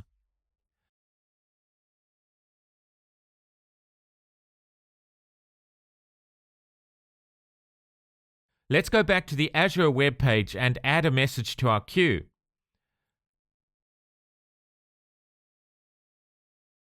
So let's press the Add Message button. And we can just add any string for this test.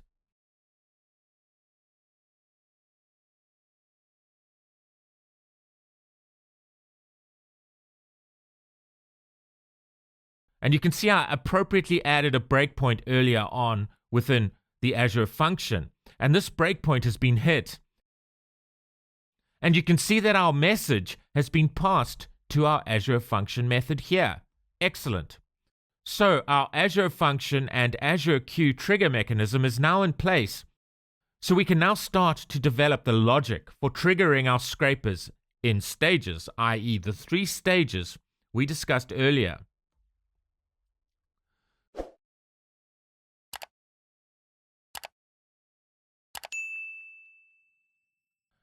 Notice how when I refresh the queue that the last message that I added has been removed.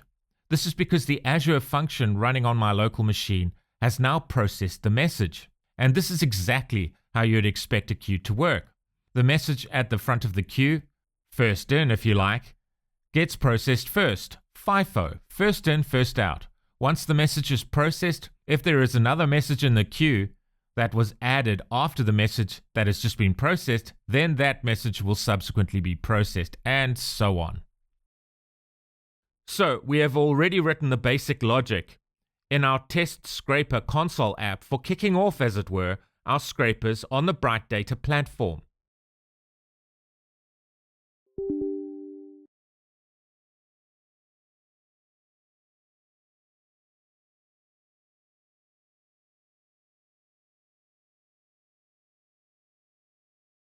So let's copy the code in our main method from within the test scraper console app and appropriately paste it into our new Azure Function project.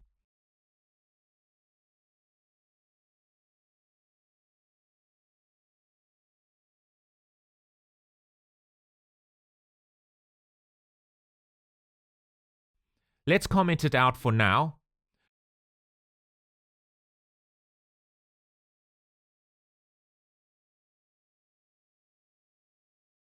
Within the BD function start process namespace, let's create a new public class. Let's name this class Processing Directive. This class is a template for an object that will store the deserialized JSON message that will be passed from our Azure storage queue to our Azure function. So let's create a public property of type string named stage. Let's also create a public property of the dynamic type named input. Let's create an asynchronous method named postDirective to BrightData. Within this method, let's include a parameter of type string and name it queueItem. So let's copy the code that sets up the HTTP client object from our test scraper project and paste it into our new postDirective to BrightData method.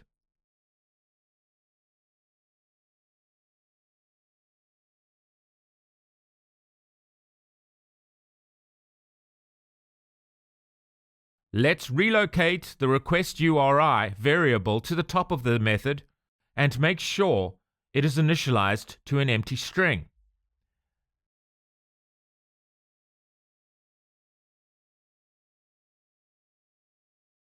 Let's declare a variable here of type processing directive and assign this variable with the deserialized data derived from the JSON data sent through to our Azure function from the relevant storage queue that we created on Azure. And we are using Newtonsoft's JSON convert.deserialize object method to deserialize the relevant JSON string.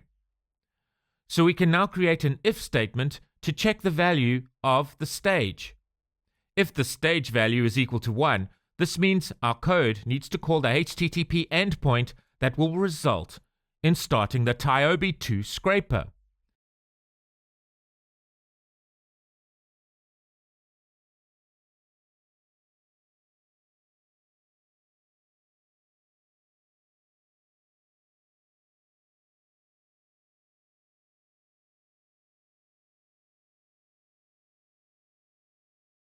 If the stage value is equal to 2, this means that our code needs to call the HTTP endpoint that will result in starting the Amazon 2 scraper. If the stage value is equal to 3, this means that our code needs to call the HTTP endpoint that will result in starting the YouTube 2 scraper. So you can see how our Amazon storage queue trigger, coupled with this Azure function code, can be used to coordinate and orchestrate the scraping and data capturing functionality in a synchronous manner. So in the first stage code block, as it were, let's assign the HTTP endpoint URI that kicks off, as it were, the TIOBE 2 scraper. We can copy the relevant HTTP URI from the code that we pasted in from our test scraper console app.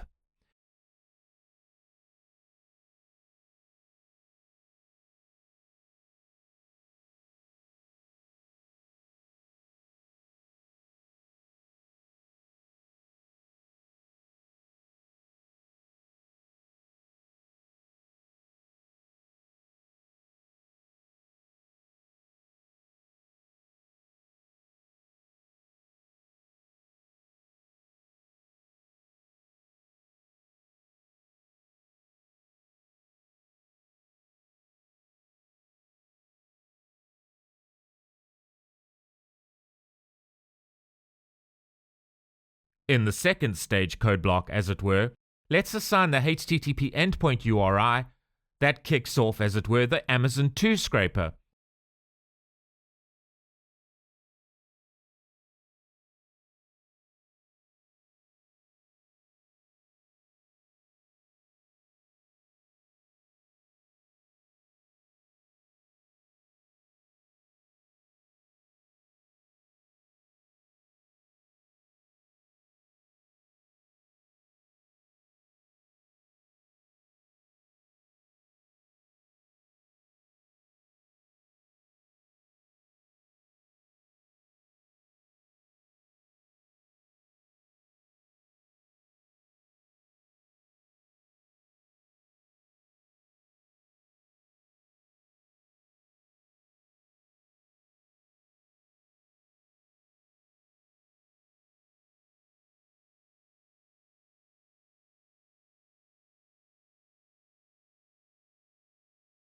In the third stage code block, as it were, let's assign the HTTP endpoint URI that kicks off, as it were, the YouTube 2 scraper. So no parameter value needs to be passed in to the endpoint that represents the TIOBE 2 scraper, but both the Amazon 2 scraper and the YouTube 2 scraper expect parameter values.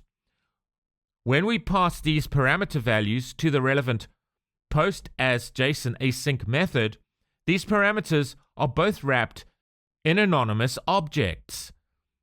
The structure for these anonymous objects, however, differ for each of these endpoint calls. So, for the second stage, when we are calling the Amazon 2 scraper endpoint, our parameter value object contains a property named search.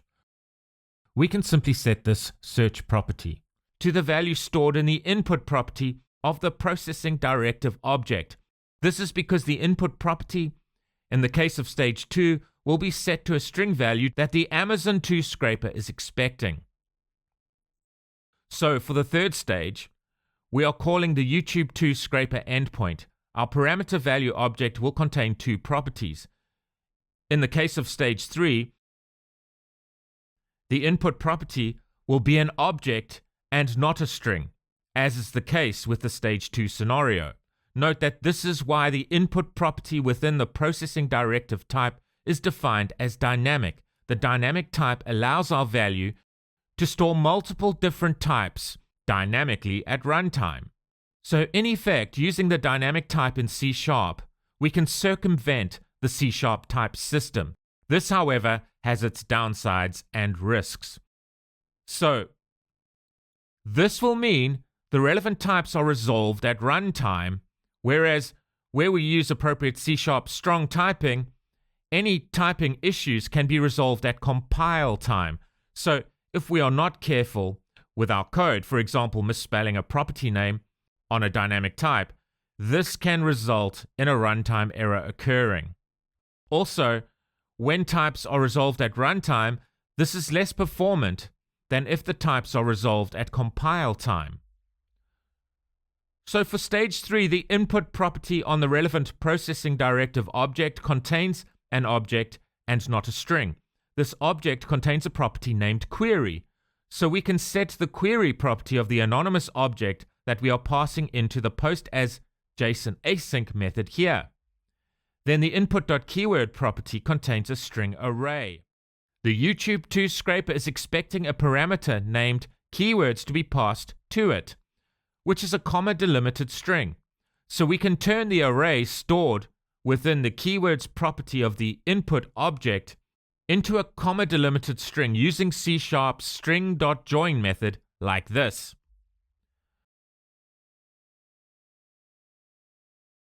So in order to test that the relevant stage within our code will be hit, when a message is inserted into the storage queue on Azure, let's firstly comment out the logic that actually makes a HTTP client call to the relevant scrapers on the BrightData Platform.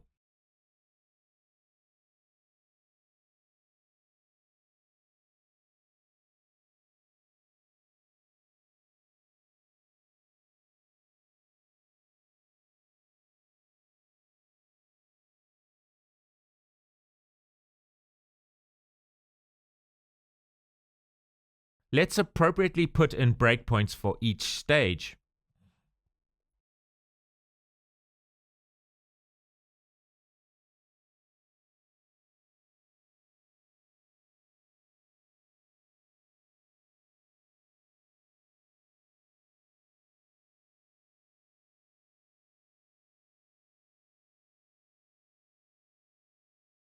Let's make sure that we are calling our post directive to BrightData method from within the run method of our Azure function here.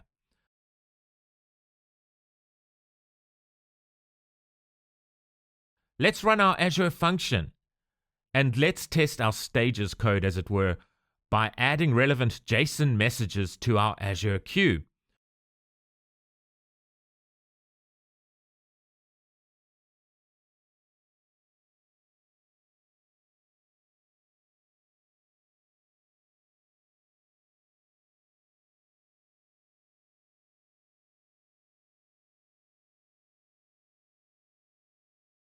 So let's test stage 1 with this appropriate JSON message.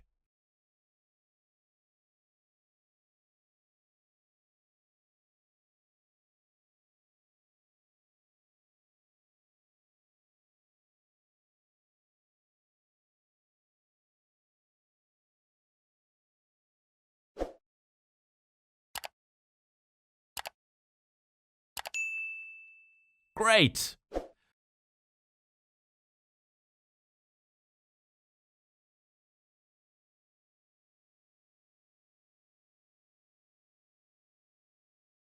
Let's test stage 2 with this appropriate JSON message.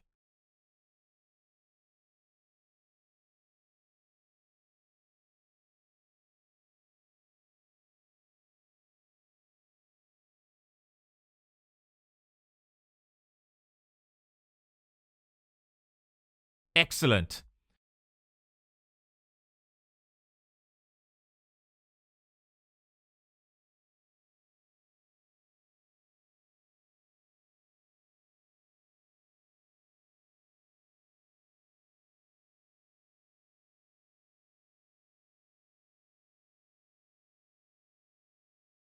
And lastly, let's test stage 3 with this appropriate JSON message.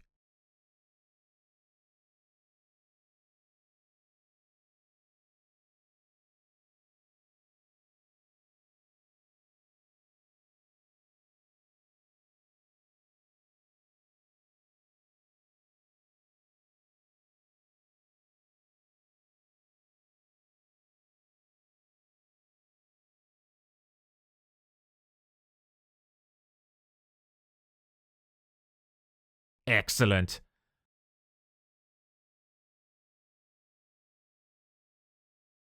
That all seems to be working perfectly.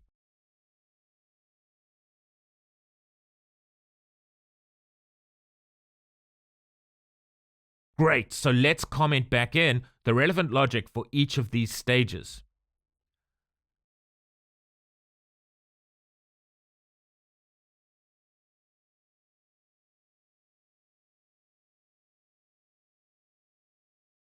So that's great. We now have a mechanism that we can use to kick off the entire process. The problem is, at the moment, we only have in place code that will kick off only one of the stages and therefore only execute the relevant scraper once. We want this mechanism to self-perpetuate, as it were, until all the relevant data has been scraped and captured from the TIOBE index, Amazon, as well as YouTube. So to do this, we need to be able to interact with our Azure Queue from within our webhook. We need to, for example, once stage 1 has completed, which means the data from the TIOBE index has been scraped and captured within our SQL Server database, kick off, as it were, functionality for stage 2, which results in, firstly, Amazon textbook data being scraped in relation to the top-ranked programming language. We then want to execute stage 2 again, but for all the other programming languages in the TIOBE index, so that all data is scraped and captured for each of the programming languages ranked within the TIOBE index. Once all the relevant Amazon data has been scraped and captured, we need the functionality for stage 3 to be executed. So this means that all of the Amazon-related data has been scraped and captured, and that we need to subsequently insert an appropriate JSON message where the stage property is set to 3 into our Amazon queue from our webhook code. The first message for stage 3 will also contain a parameter denoting the top-ranked TIOBE programming language. We then need to insert an appropriate JSON message where the stage property is set to 3 into the queue for each of the other programming languages ranked in the TIOBE index. So once all of the relevant data from the TIOBE index, Amazon, and YouTube has been scraped and captured, no further JSON messages will be inserted into the queue, at least until the entire process is kicked off again. So you could choose to kick off the entire process perhaps weekly, for example on a schedule at 2 a.m. every Monday morning. This is your choice. With this mechanism in place, this will be easy to implement. Note that this system has been designed to run sequentially, where data from the TIOBE index is first scraped and captured. Then relevant data for each language in the TIOBE index is then scraped and captured pertaining to Amazon. The relevant data for each of the languages in the TIOBE index is then scraped and captured pertaining to YouTube. You can also, however, start the process from any point, and the process will start from that point and continue until the end of the entire process. So, for example, you could start from the 5th ranked programming language, which is C# for stage 2, which involves scraping relevant Amazon data. The process will scrape and capture relevant data for the 5th ranked programming language in the TIOBE index for Amazon textbooks, and then subsequently proceed to scrape all of the relevant textbook data from Amazon, which involves scraping data for all the other programming languages ranked from 6 to 20. The process will then continue to scrape and capture data pertaining to YouTube for all the languages ranked in the TIOBE index. Great, so let's go to our Web API project. Let's start by opening the app-settings.json file so that we can configure the connection string for our Azure Queue. So within the connection strings setting, let's add a setting named Queue Connection. Let's set the value of this Queue Connection setting to the connection string of our Azure Queue. So to get the relevant connection string, let's go to our storage account webpage on Azure. Let's go to access keys, like this. Then we can copy the appropriate connection string to our clipboards by clicking this button here. Let's then paste the connection string appropriately into our app settings.json file, like this.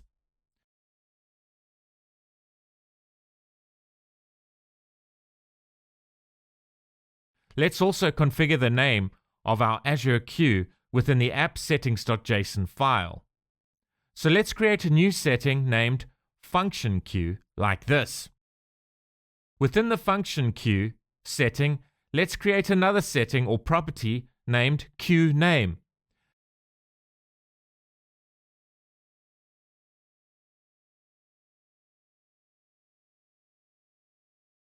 Let's set the queue name property value to the name of our queue on Azure, which is BD Scraper Queue.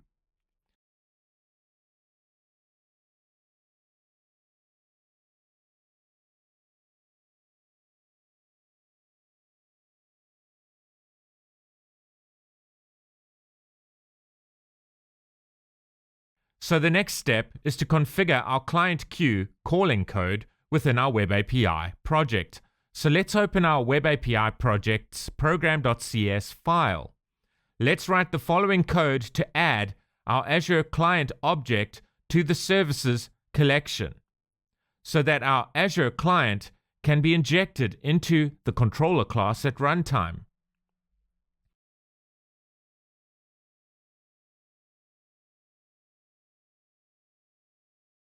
So we have a red squiggly line under Add Azure Clients.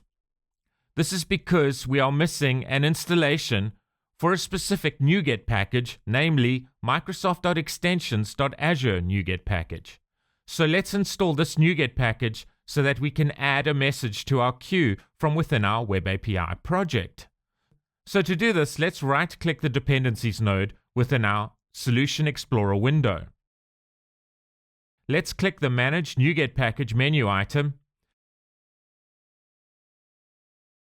Let's search for Microsoft.extensions.azure. And that is the package that we want to install, so let's install this NuGet package.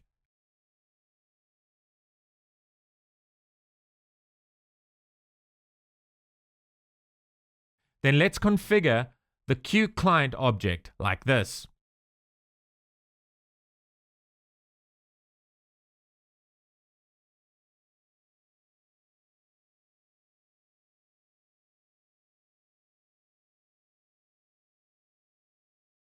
Okay, so we have more red squiggly lines because we need to install another NuGet package so that we can use a queue client object to add messages to our Azure queue from within our webhook. So let's install the relevant NuGet package, namely the NuGet package named azure.storage.queues.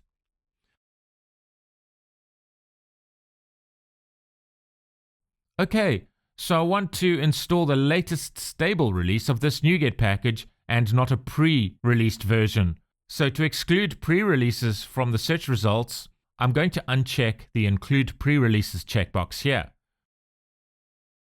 Great. So let's install this NuGet package.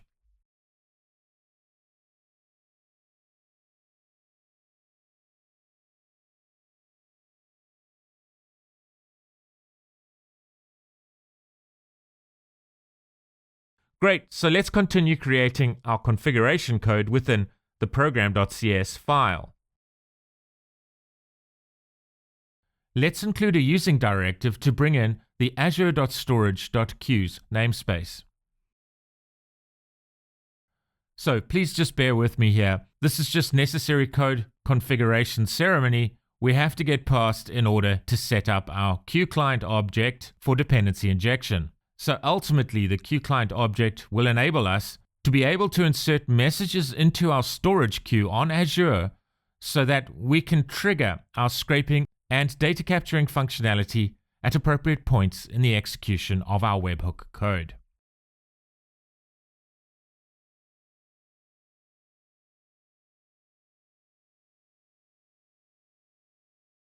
So we must set the encoding for our messages to base 64. So let's appropriately set the options.message encoding property to base 64, like this. And we must include this code within curly brackets, like this.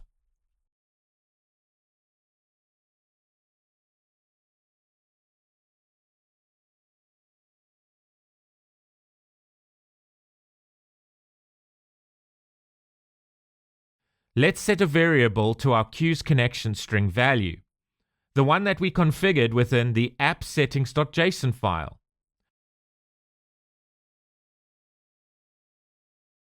Let's also read the name of our Azure queue from the appropriate setting within our app-settings.json file.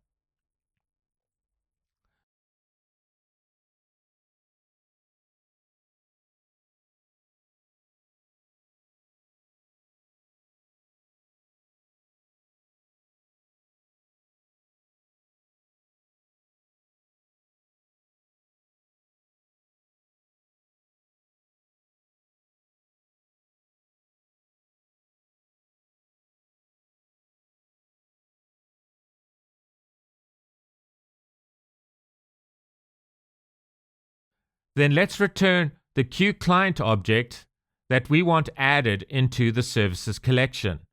So this means an instance of the queue client that we have configured here will be injected into our controller class at runtime.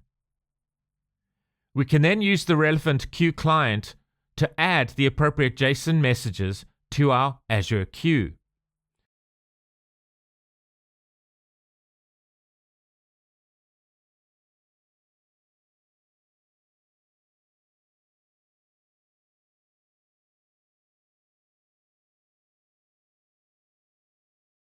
So within our handle BD data hook controller class's constructor, let's add a parameter of type queueClient. So this code means that an instance of the queueClient object that we just configured in the program.cs file will automatically be injected into our handle BD data webhook controller class at runtime to this parameter. Let's position our mouse pointers appropriately like this and press Ctrl-Dot. Let's add a member variable that will store the relevant value passed to this parameter, like this.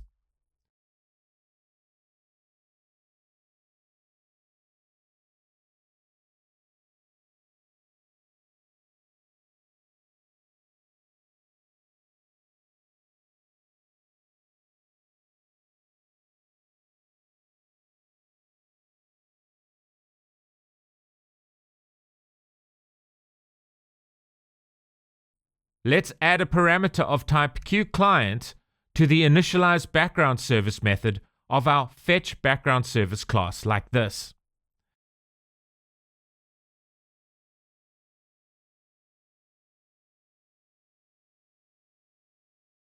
Let's add a member variable to our fetch background service class to store the queueClient object that will be passed into the initialize background service method.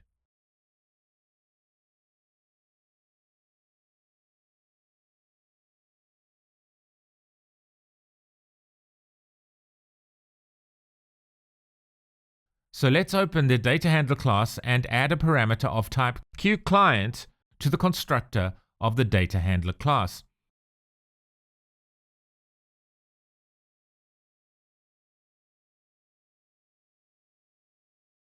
And let's also set up a member variable to store the passed in queueClient object.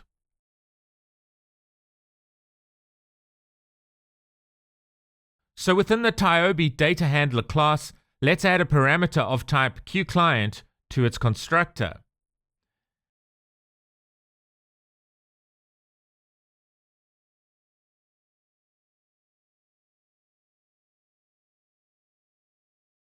And we must also pass the value passed into this parameter down to the data handler abstract class, like this.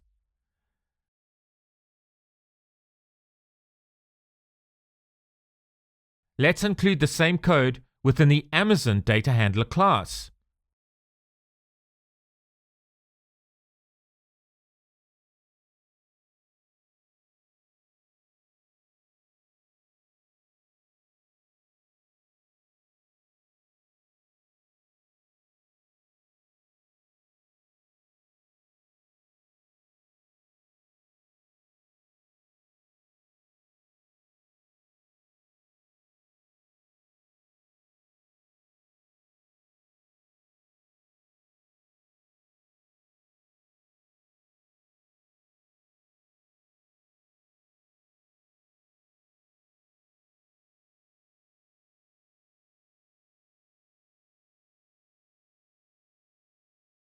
And lastly, the YouTube data handler class.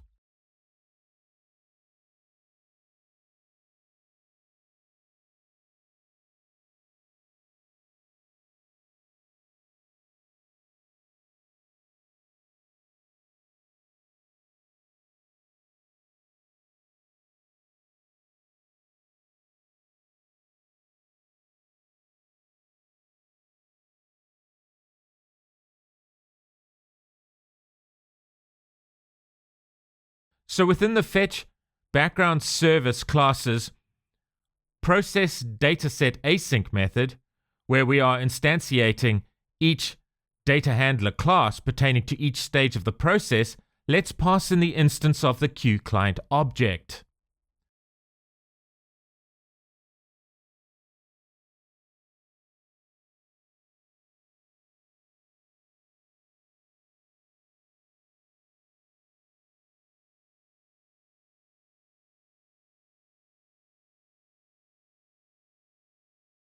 So let's add a method named insert message into queue to the data handler abstract class.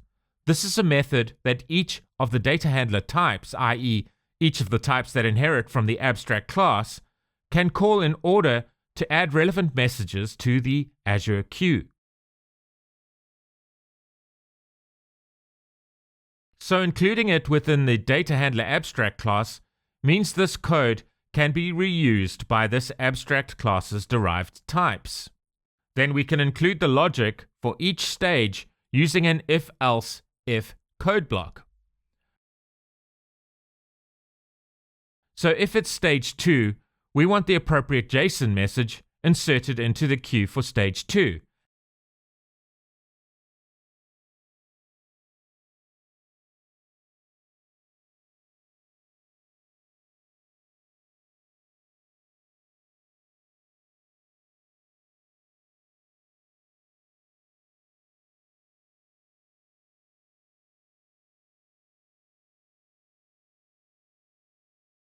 And likewise, stage 3.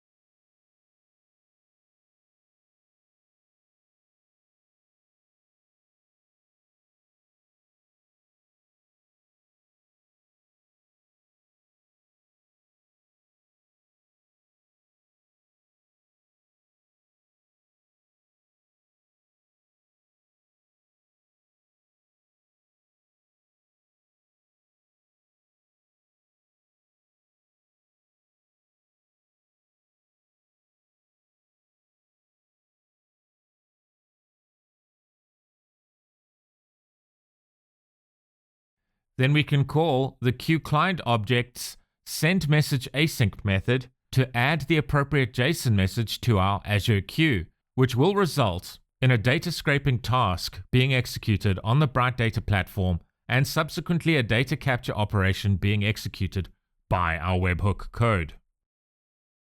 Let's also add a method named addDirectiveToQueue.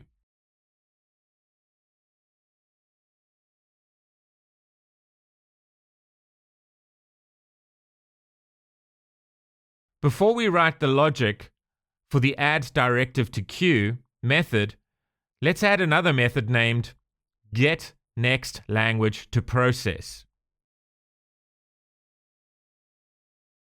For stage 2 and stage 3, a scrape operation is done for each language in the TIOBE index, from the topmost ranked language to the bottom ranked language. So this method will get the next ranked language in the TIOBE index before the next message is inserted into the queue. So if the data for the 5th ranked programming language has just been scraped and captured, we want to insert a JSON message into the queue that directs our system to scrape data pertaining to the 6th most ranked programming language. So the code within this method will retrieve the programming language name, in this case for the next ranked language in the TIOBE index, which in this example is the 6th highest ranked programming language. So firstly, we create a link query to retrieve data from a row in the TIOBE ranked languages SQL Server database table representing the programming language for which we have just scraped and captured relevant data. Then we can create another link query that retrieves data from a row in the TIOBE ranked languages SQL Server database table representing the next ranked language stored within the TIOBE ranked languages SQL Server database table.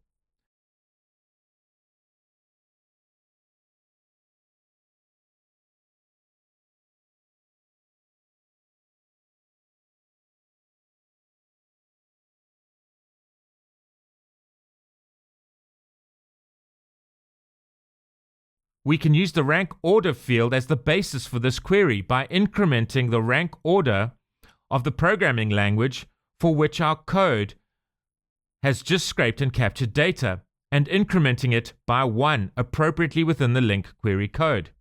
So this link query will get the relevant data for the next ranked programming language in the TIOBE index.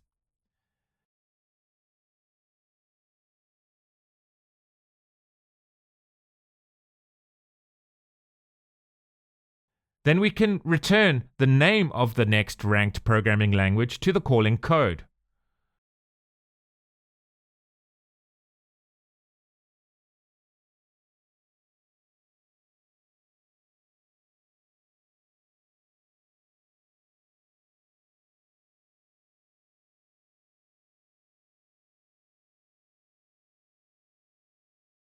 So we can now call the getNextLanguageToProcess method from within our addDirectiveToQueue method to retrieve the next programming language to process, i.e. scrape and capture the data pertaining to the relevant programming language. In the case where the language name variable is not equal to an empty string, we want to insert a message into the queue using the InsertMessageIntoQueue method like this.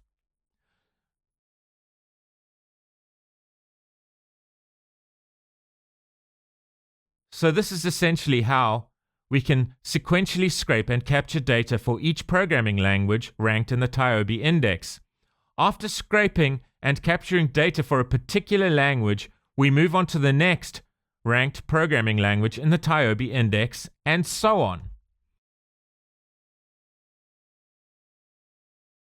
So within the TIOBE data handler class, let's create a const named stage and set its value to 2.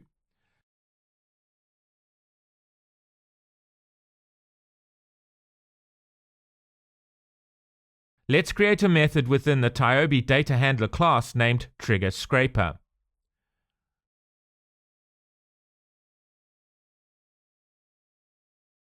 Before we create the code for triggering stage 2 of the overall process, we must create a method to handle an edge case.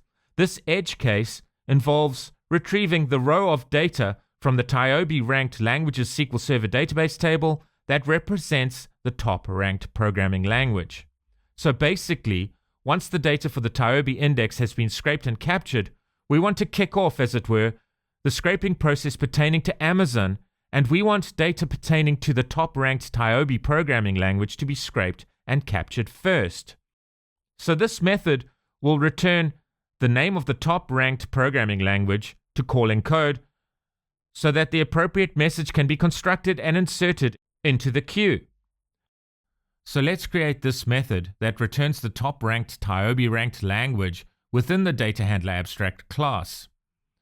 We want to include this method within the parent class so that all derived classes can access this method and consume this method. So let's give this method the name getTopRankedTIOBeLanguage. We have already written a link query that is similar to the one we want to create here for retrieving the top ranked language. So let's copy this link query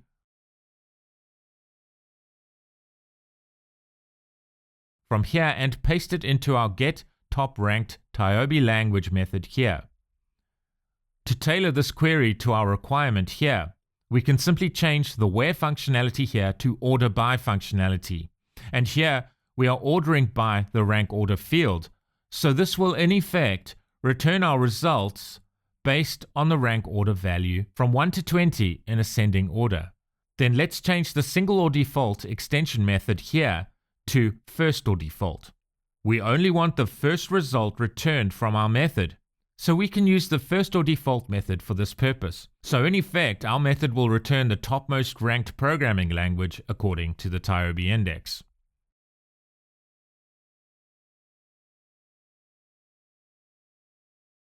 So this link query retrieves the top ranked programming language from the TIOBE index and returns its programming language name to calling code. And so that this method is accessible from derived classes, let's change the access modifier for this method from private to protected.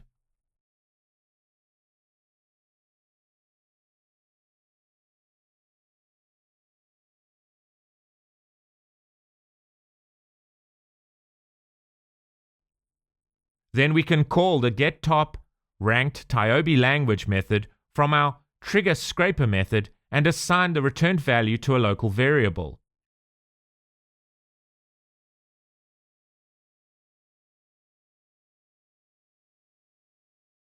If the returned value is not an empty string, we can pass the relevant programming language name to the InsertMessageIntoQueue method, which resides in the DataHandler abstract class.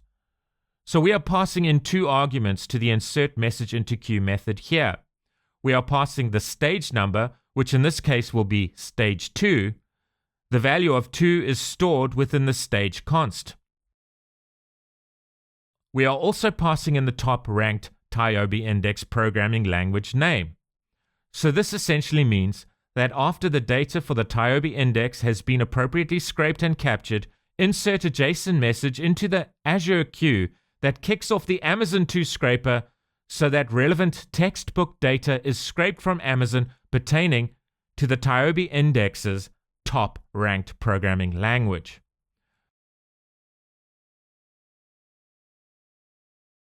So we can call the triggerScraper method after the addData method has successfully executed. The addData method in this case will add the data scraped from the TIOBE index into the TIOBE ranked languages database table. The triggerScraper method then kicks off, as it were, stage 2 of the process, which involves scraping and capturing data pertaining to Amazon. Stage 3, of course, involves scraping and capturing data pertaining to YouTube. So we have just created code to kick off scraping data pertaining to Amazon for the top ranked language in the TIOBE index. We now need to create the code so that data for all the other languages will be scraped and captured in sequential order, i.e. in order of each programming language's TIOBE index ranking. So let's create a const named stage within the Amazon Data Handler class.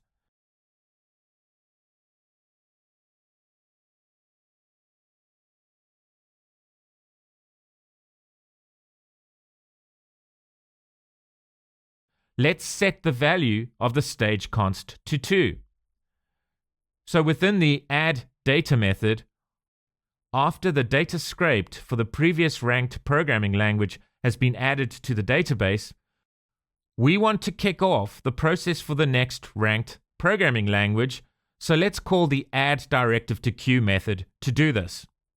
And we only need to pass in the stage, which will be stage 2, to the addDirectiveToQueue method. So let's open the YouTube Data Handler class and create the same code that we just created within the Amazon Data Handler class, where after the relevant scraped data has been added to our database, we direct our system to scrape and capture data for the next programming language, so as to appropriately perpetuate our system. So to do this, we call the addDirectiveToQueue method and pass in the relevant stage. In the case of our YouTube Data Handler class, we must create a stage const that is set to a value of 3. The YouTube scraping and data capturing process is denoted by stage 3 in our system. So let's create the stage const of type string and set its value to 3. So how does our process know, as it were, when to progress to stage 3? within the add directive to queue method, we need to handle this case. So to do this, let's include an else if statement here. So if the language name is set to an empty string and the stage is set to 2, our code knows, as it were, that the programming language name for the top-ranked TIOBE index programming language must be included within the next JSON message added to the Azure queue. This is because stage 3, i.e. pertaining to YouTube, is just starting after the completion of stage 2, i.e. pertaining to Amazon. So when our code tried to get the next programming language, an empty string was returned because the previous ranked programming language was the bottom ranked language. So this is how our code knows, as it were, that data for the top ranked TIOBE index programming language needs to be scraped pertaining to the next stage, stage 3, which involves scraping and capturing data pertaining to YouTube. Before we run this test, let's make sure that our SQL Server tables are initialized so that before the entire system is run, that the TIOBE ranked languages database table, the Amazon books database table, and the YouTubeChannels database table are all empty. So you can see here within the TIOBE data handler class's remove data method that we are emptying out the TIOBE ranked languages table and the Amazon books table. So we need to add in one more piece of code that empties the YouTubeChannels table. So let's add this code that will empty the YouTubeChannels table as well. Note that we should probably delete the data from the Amazon Books database table and the YouTubeChannels database table before we delete the data from the TIOBE ranked languages database table. Note that the TIOBE ranked languages database table has a one-to-many relationship with each of the other tables. So I think we can now test the entire system. Once we have tested our code, which is currently running locally, only the queue is hosted on Azure, we can then publish our code to Azure and test it while it's running in the cloud.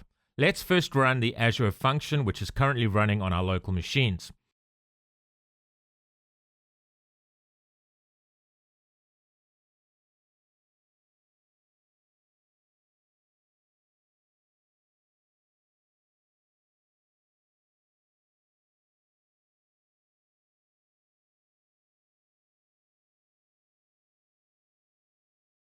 Great.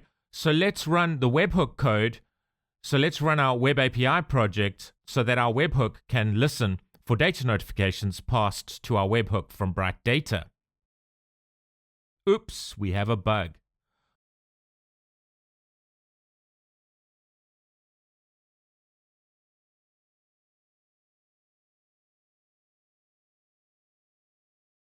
Okay, so this is a simple one to fix. We just need to add a closing bracket here in the program.cs file. Let's run our webhook code again. Okay, we have another issue to resolve before we can test our system.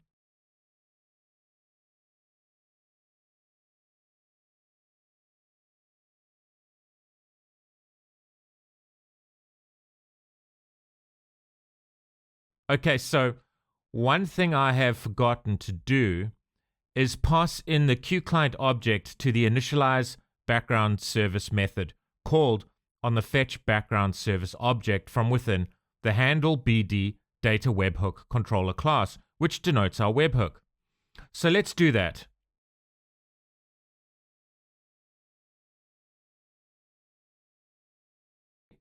Let's run our code.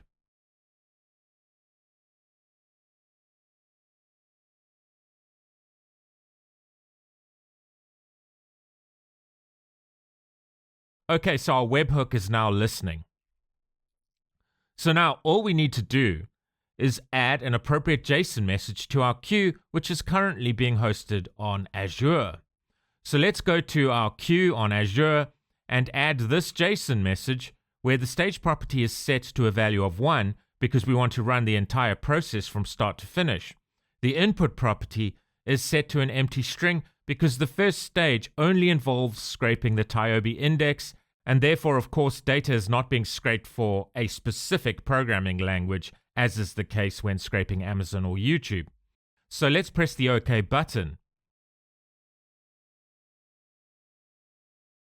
And our system is now running. Let's go to the BrightData Platform, and we can look at the Runs tab here to see our TIOBE 2 scraper running. Excellent. Let's see if the data has come in for the TIOBE index.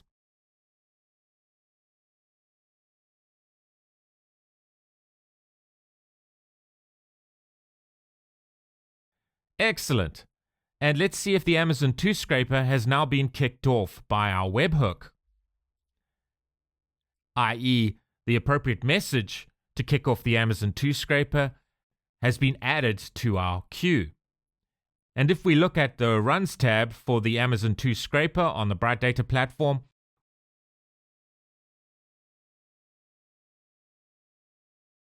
we can see that the data is being scraped from Amazon. Excellent. And we can literally watch our Amazon Books table and witness the data being captured in real time.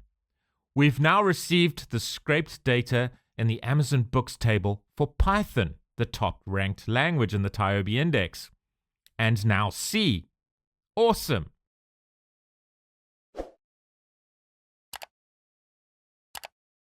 Let's now fire up the Blazor app and see our data presented on the front end within our browsers.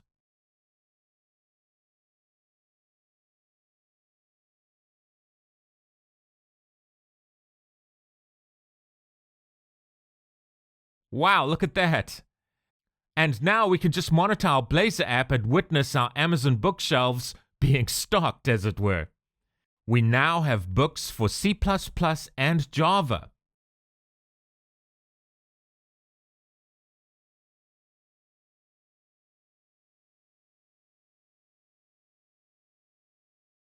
Excellent, our C# bookshelf has now been stocked.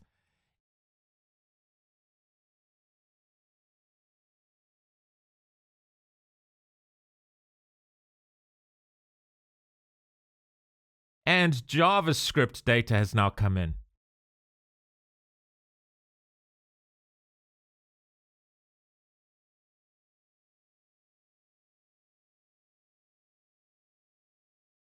Go!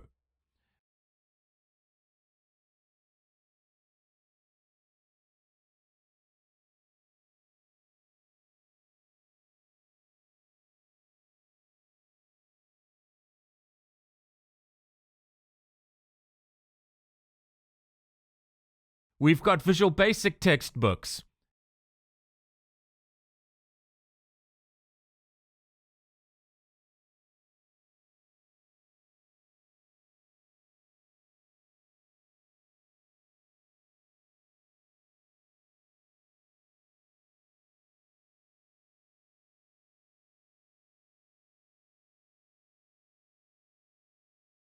SQL Server textbooks.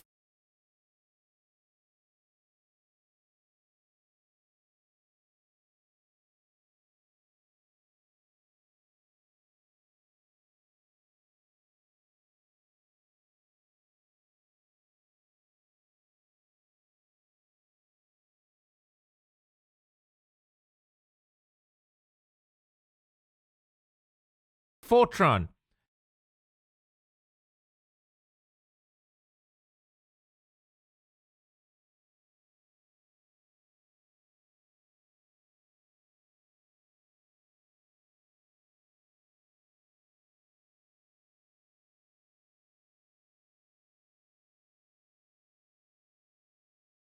Delphi Object Pascal.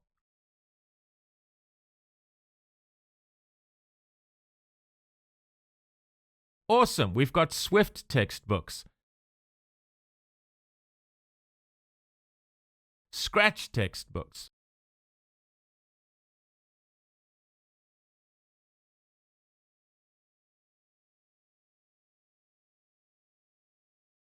MATLAB.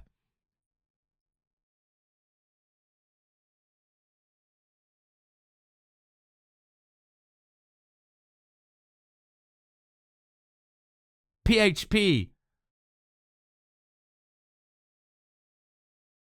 Kotlin.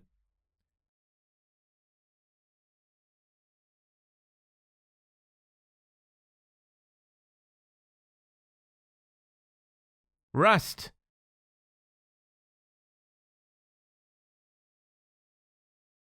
And lastly, we've got R textbooks.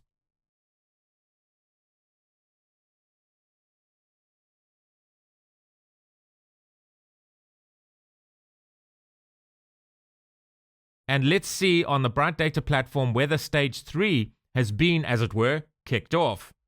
Excellent, and Stage 3 has started. We can see that because the YouTube 2 scraper is clearly running. And scraping YouTube takes a bit longer because we are scraping a lot more data. So I'm going to fast forward what happened here.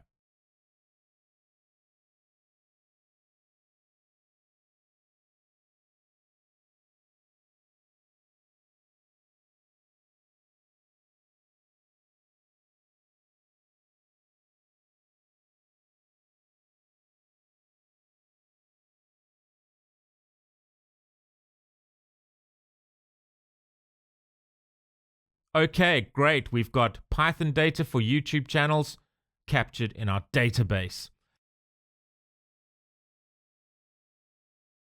Let's see if we can see it displayed on our front end. And there it is. Excellent.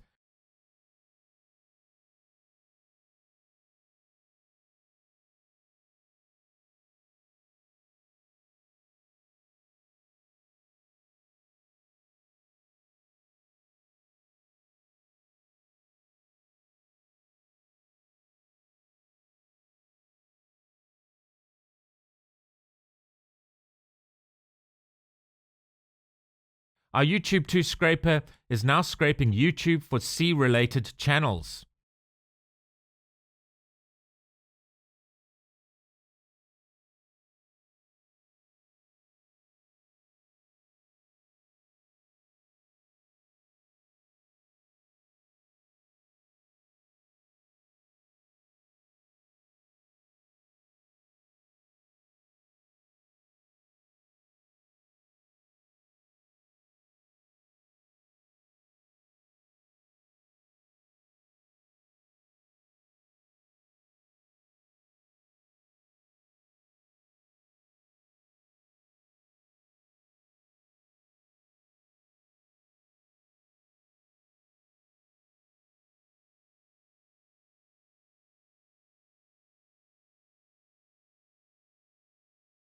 And there is our data. Great.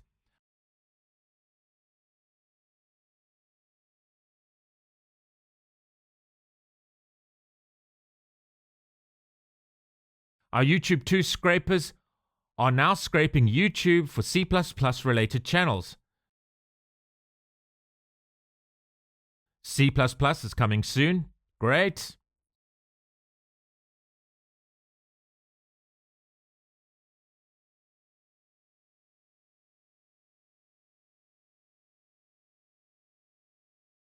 And there we go. We've got YouTube data for C++.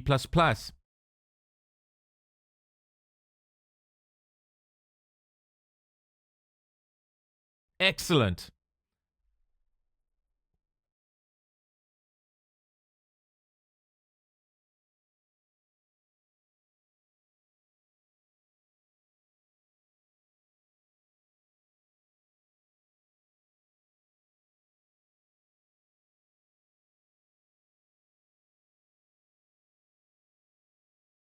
Our YouTube 2 scraper is now scraping data for Java.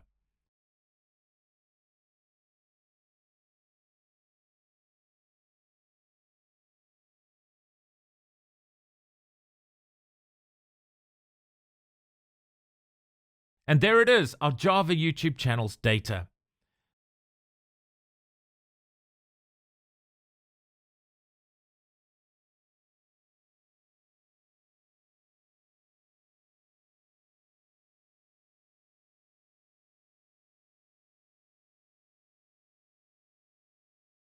And now our YouTube scraper is scraping for C# YouTube channels.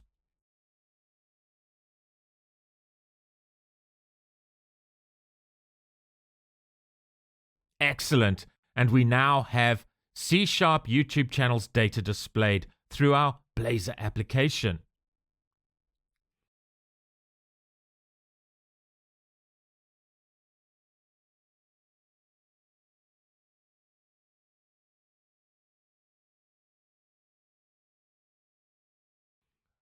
Our YouTube 2 scraper is now scraping data for JavaScript.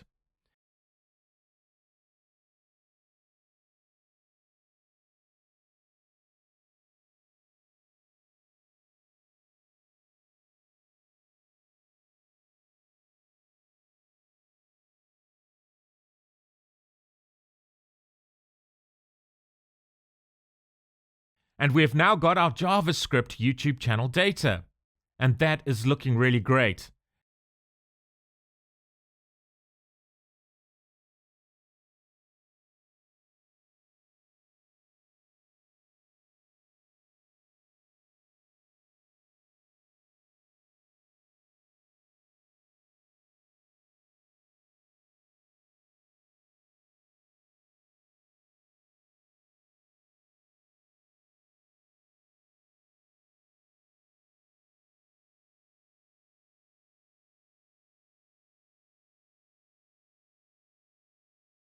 And I think that is a good enough test. So let's stop our function and webhook from running on our local machines. I think we are now in a great position to publish our code to Azure. Before we publish our code to Azure, let's make our Blazor front end look a little bit better. Please download these images from GitHub at this URL. These are the logos for Amazon and YouTube. So we have 2 logos for Amazon and 1 for YouTube. Once we have downloaded these images, let's put them in our images directory within our Blazor project.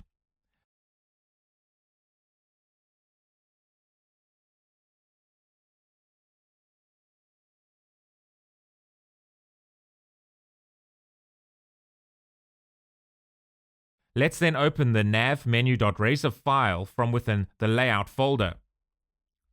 Firstly, let's change the header in the sidebar menu to the text Learn It Resources, which is the name of our fictitious company.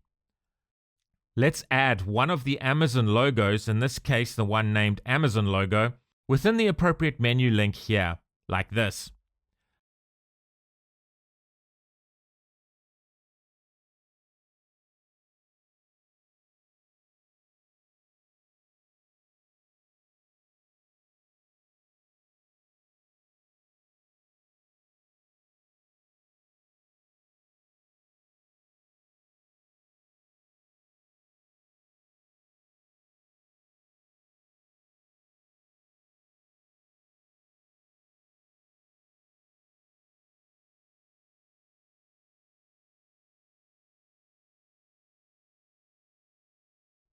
Let's add a reference to the YouTube image within the appropriate YouTube menu link like this.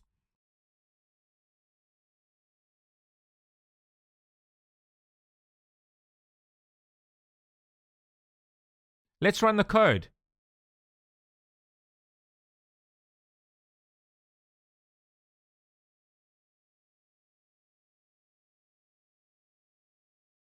Excellent.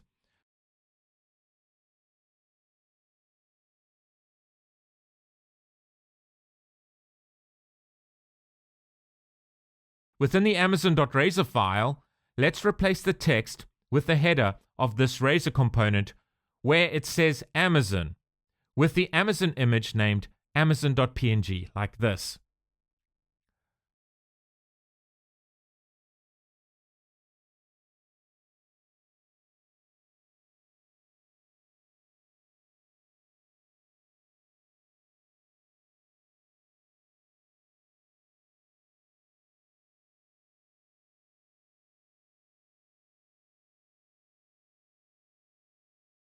Let's do the same within the YouTube.razor file. So replace the text YouTube within the header of this razor component with the YouTube image.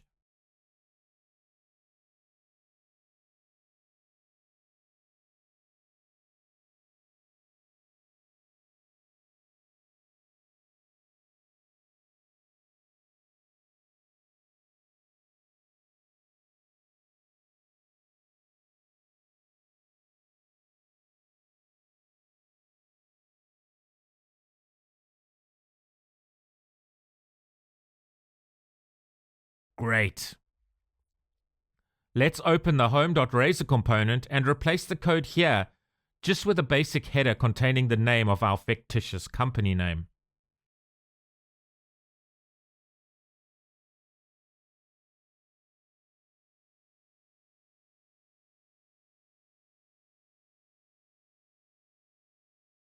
And lastly, within the modal dialog in the Razor component named Amazon Book Details, let's replace the Amazon link that currently contains the text Amazon with the image named Amazon.png.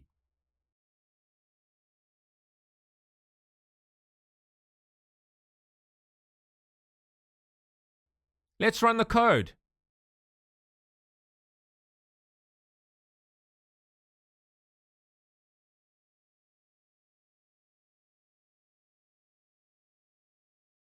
And I think that looks much better. Excellent.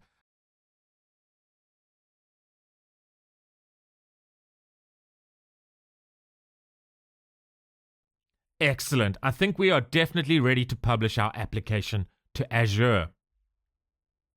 So we have created the first version of our application and we have successfully tested it locally. We are now in a position where we want to publish our application to the cloud. So in this part of the course, we are going to publish each of our projects to Microsoft Azure. We'll then test the entire system once all of the projects have been published from within Visual Studio to Azure Cloud. You'll find that it is actually very easy to deploy the components of our application to the cloud from within Visual Studio. So let's start with the Azure Function project.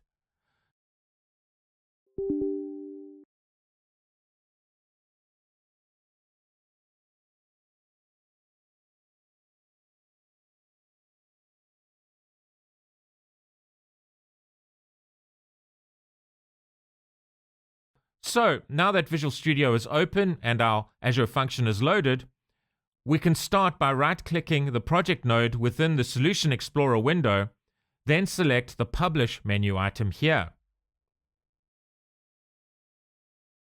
We are now presented with a number of options regarding the location to where we want to publish our Azure Function.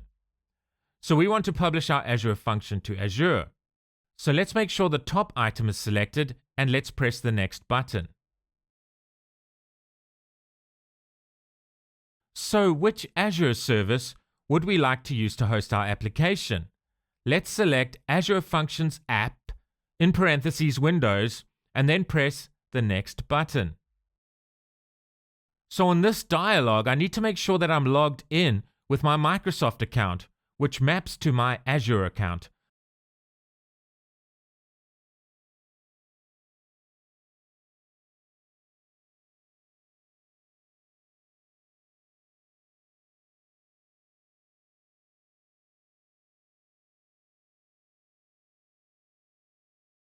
So I need to enter my authentication details here. And I've now got to enter a security code here that has been sent to my email address that I used when logging on to the Microsoft platform or the Azure platform.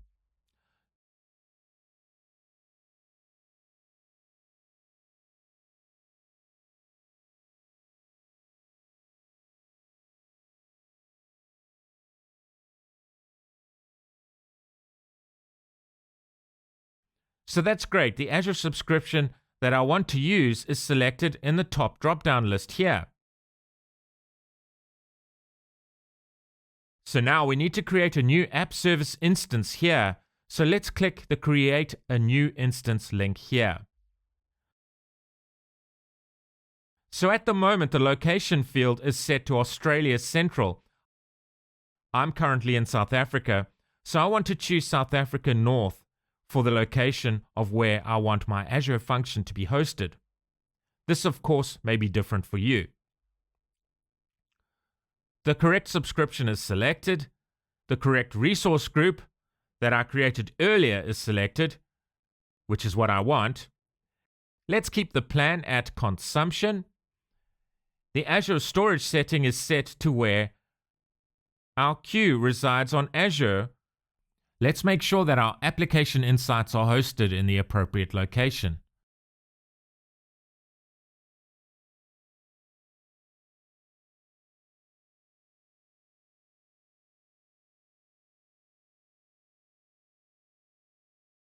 So I'm going to click the Create button to create a new instance.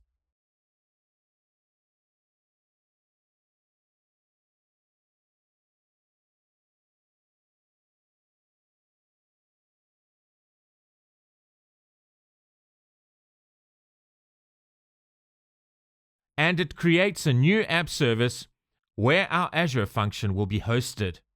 And let's click the Finish button.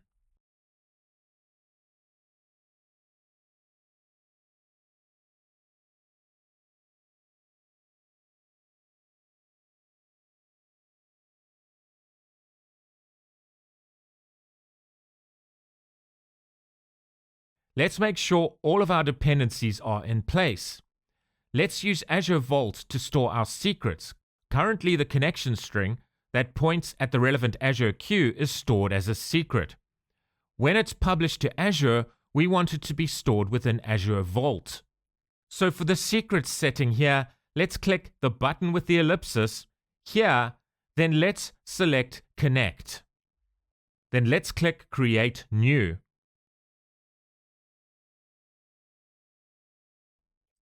All of these settings look okay. A name for our resource, the correct subscription is selected, the correct resource group is selected, location is set to South Africa North, which is what I want. So let's press the Create button here.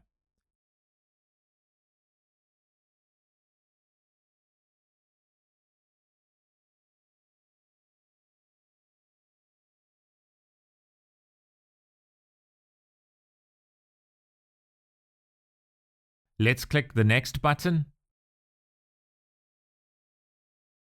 Let's click the Next button here. Great, and let's click Finish.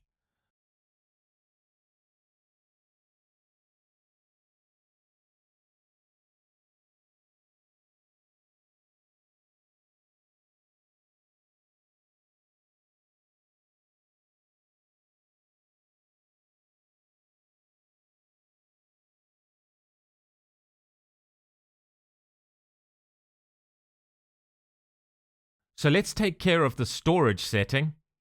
So let's click on the button with the ellipsis here and select Connect. Great, the correct subscription is selected in the top field here. Let's select the appropriate Azure storage account, i.e., where the queue resides, and let's click the Next button. And we can check the connection string field here. Great. Let's press the Next button, and now press the Finish button.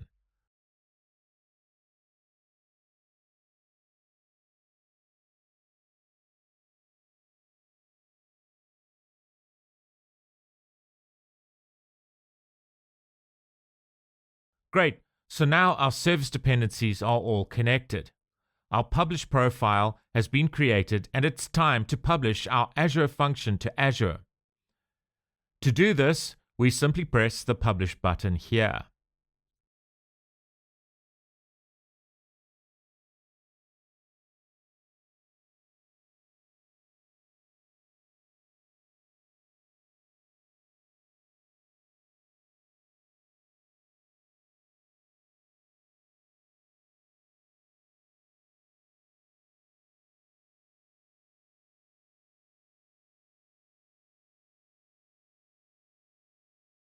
Great, the output window contains status information telling us, as it were, that we have successfully published our Azure function to Azure.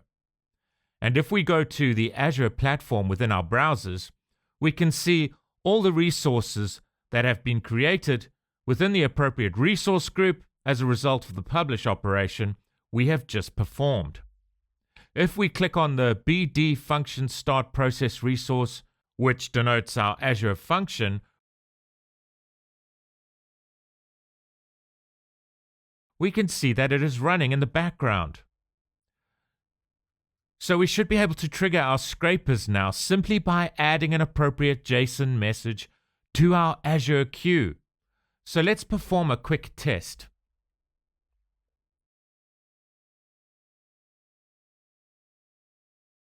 Let's go to our storage account web page on the Azure platform. My storage account is named BD Scraper Storage. Let's click the Queues sidebar menu option here so that we can access our queue. My queue is named BD Scraper Queue. So let's select this option. So we are about to add a message to our queue. Let's go to the BrightData Platform in our browsers so that we can observe whether putting an appropriate message in the queue will kick off, as it were, the relevant scraper. So in this case, we are going to kick off stage 1. So our message should kick off, as it were, the TIOBE 2 scraper.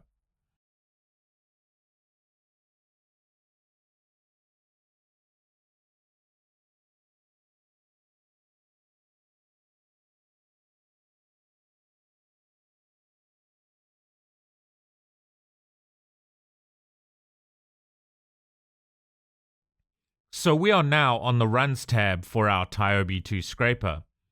Let's go back to Azure and add the relevant message to our queue. So the stage property is set to 1 and the input field is set to an empty string, which means when we add this message to the queue, the message should be passed to our Azure Function, now hosted on Azure. Our Azure Function will then post the appropriate HTTP request to BrightData, which should result in the TIOBE 2 scraper being invoked. So let's press the OK button to add our message to the queue, and let's see what happens. Now, once this message is passed to our Azure Function, the message should be automatically removed from the queue. This is how the Azure Queue trigger works. Once the message is passed to the relevant Azure Function, the relevant message is automatically removed from the queue. So for our test, this will indicate to us that indeed the Azure Function has been triggered and the relevant JSON message has been successfully passed to the Azure Function. So let's continuously press the refresh button until the message hopefully disappears from the queue, which means it has been passed to our Azure Function. Hey, and our message disappears. Great. Let's see if our Azure Function has successfully posted an appropriate HTTP request to BrightData and therefore started the TIOBE 2 scraper. Let's go to the BrightData Platform in our browsers to verify this. Excellent! So our queue mechanism is working perfectly. The TIOBE 2 scraper has been started as a result of us inserting an appropriate JSON message into our Azure queue. And that's all we need for this particular test. So let's cancel this particular scraping job like this. So currently, we have our Azure Function and of course our Azure Queue hosted in the cloud on the Microsoft Azure platform. The next step is to publish our webhook. Okay, so let's make sure that our Learn It Resources BD API project is loaded within Visual Studio. This is of course the Web API project that contains our webhook code.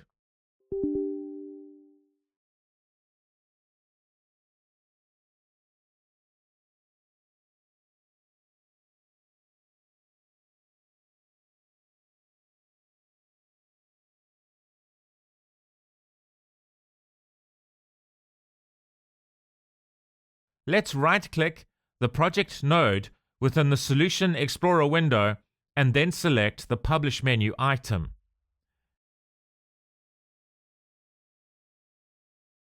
Let's keep the top item selected because, of course, we want our webhook to run on Azure. So let's press the next button. So let's host our Web API in an Azure App Service on a Windows platform. So let's select this item and then press the next button. So let's create a new instance of an app service. So to do this, let's click the Create New Instance link here.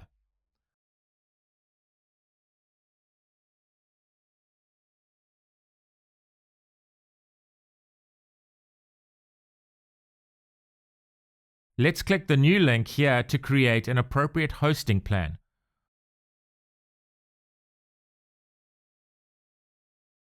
So for the location field, I'm going to select South Africa North.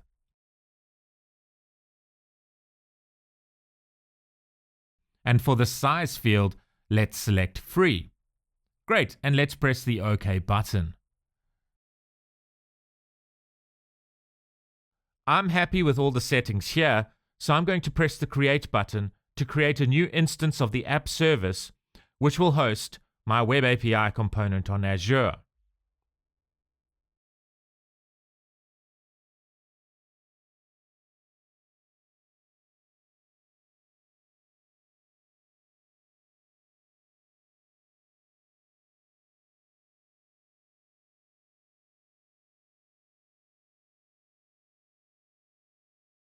So, API management. Let's create a new instance. So let's click the Create a New Instance link here.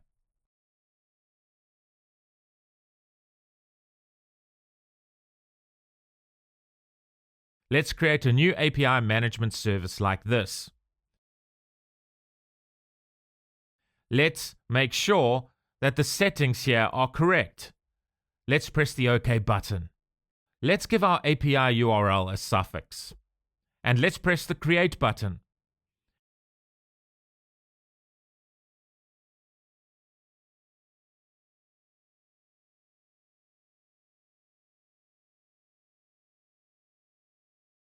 And let's click the Finish button here.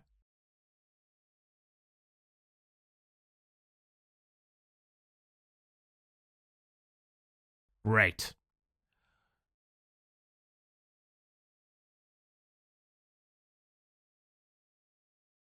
So now let's take care of our dependencies. So next to the SQL Server database settings, let's click the button with the ellipsis here and click the Connect menu option. Then let's select Azure SQL Database and press the next button. Let's press Create New to create our new Azure SQL database. So next to the database server field, let's click New ...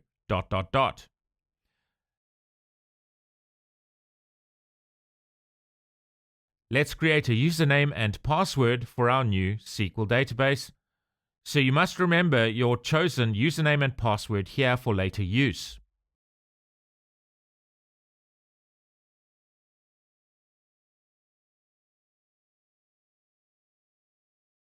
Great, and let's press the OK button. OK, and let's press the Create button here.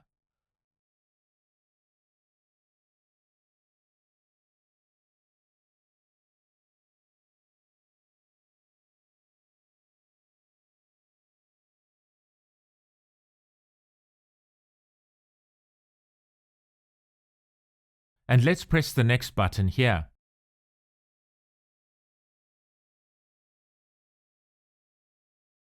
Okay, so to connect to our new Azure SQL database, let's enter the appropriate username and password here.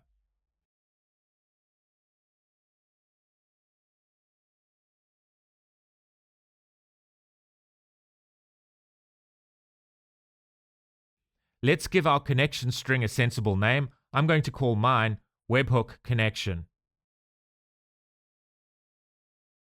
And you can view what the connection string for your new Azure SQL Server database looks like here. Great, and let's press the next button. And now the Finish button.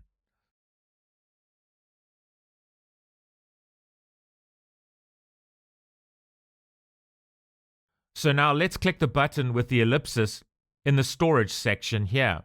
Let's click Connect. We want to establish a connection to our queue on Azure, so let's select the appropriate storage account. My storage account is named BD Scraper Storage. Let's press the next button. So our webhook can now use an appropriate connection string to connect to our queue hosted on Azure. Let's press Next and then the Finish button.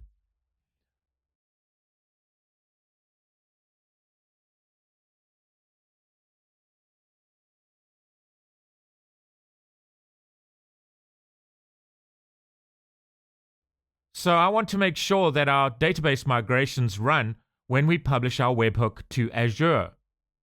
So when we publish our web API to Azure, Our SQL Server database tables that will store our scraped data will automatically be generated. So to ensure that this happens, let's click this link here labeled Show All Settings. Click the arrow to the left of the Entity Framework Migrations label. Then select the checkbox labeled Apply this migration on Publish. So let's now click the arrow to the left of the Databases label. Let's check the checkbox just below the Queue Connection label, the checkbox labeled Use this connection string at runtime. Let's also check the checkbox just below the Scrape Capture DB Context label, the checkbox labeled Use this connection string at runtime. And then let's press the Save button here. And we are now ready to publish our Web API component to Azure. So to do this, let's press the Publish button.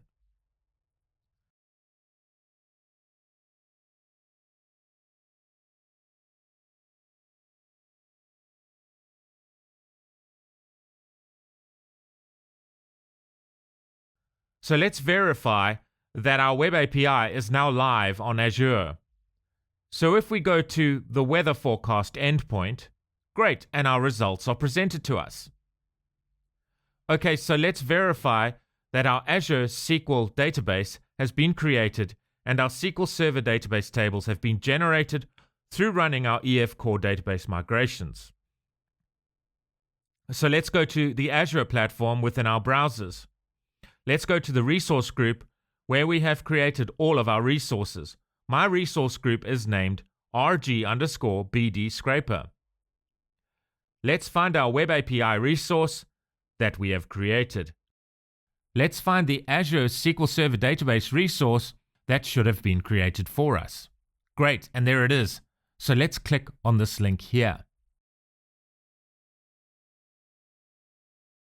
Great, and let's click the menu item in the sidebar menu labeled SQL Databases. Let's click on the link denoting our SQL Server database here. Then in the sidebar menu, let's select the menu option labeled Query Editor. Let's enter the username and password that we created earlier for our administrator credentials, and then let's press the OK button. So in order to use this facility, we need to add our IP address to a whitelist. So this is a security precaution mechanism here on Azure. Azure is making this easy to do. So to do this, we can simply click this link here. And then press the OK button. So in effect, Azure creates a firewall rule so that we can access this facility. Great. And now we can press the OK button.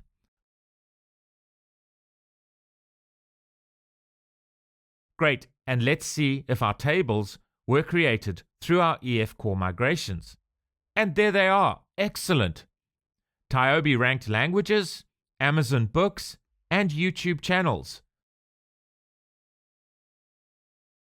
Great, so we can actually monitor our scraped data coming into these tables through this facility hosted on Azure, while we are testing our scraping and data capturing processes. Okay, great. So the next step is to make sure that our scrapers hosted on the BrightData Platform are pointing to the correct URL for our webhook.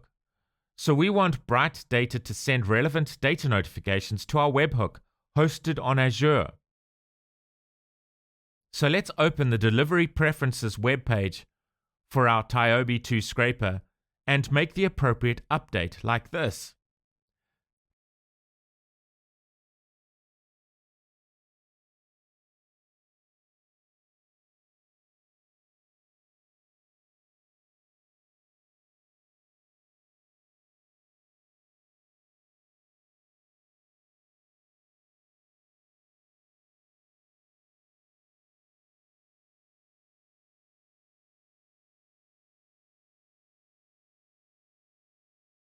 Let's do the same for the Amazon 2 scraper.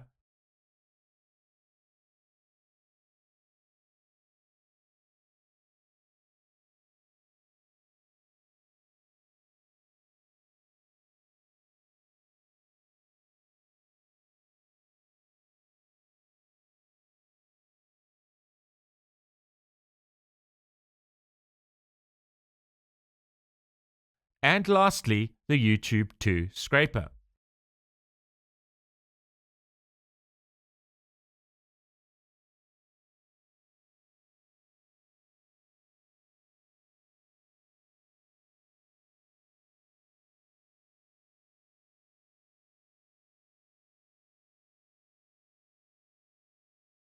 Excellent!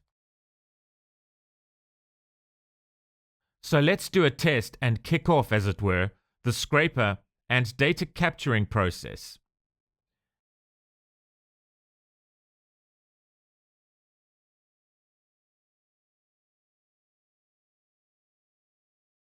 And let's add the appropriate JSON message to our queue on Azure that will start stage 1. Then once stage 1 is completed, our system should automatically progress to stage 2, and once stage 2 is complete, our system should automatically progress to stage 3.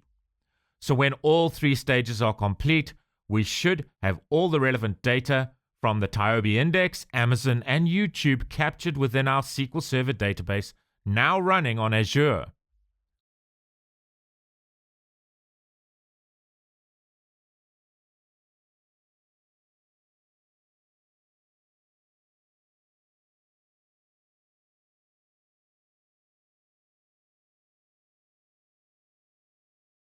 Great, and our TIOBE 2 scraper is running.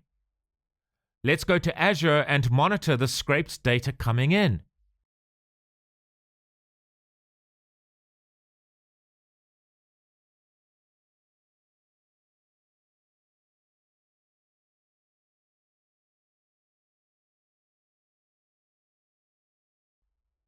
And look at that, our data has been scraped from the TIOBE index and captured in our SQL Server database hosted on Azure. Excellent!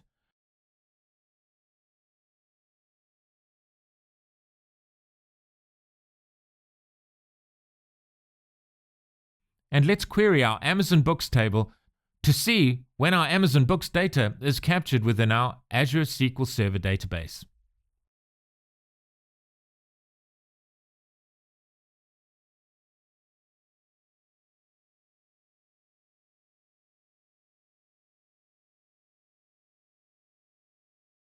Great, and the Amazon Books table is now filling up. Our application has scraped and captured textbook data pertaining to the Python programming language. Okay, so we can just let that run in the background, and while that is running, let's publish our Blazor application to Azure. So let's make sure our Blazor project is loaded within Visual Studio. Let's right-click the project node within the Solution Explorer window.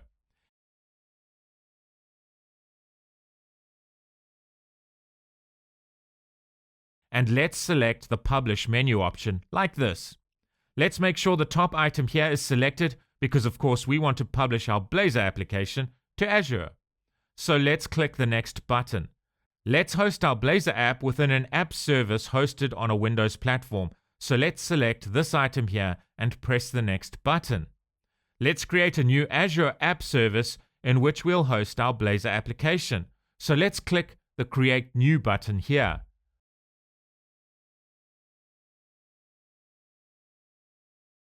Let's click the new link for the hosting plan field here.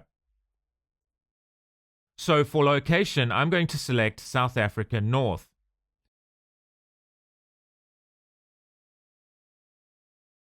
And for the size field, I'm going to select free.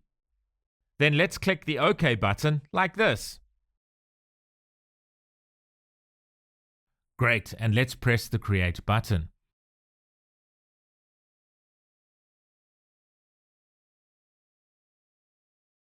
Great, and let's click the Finish button.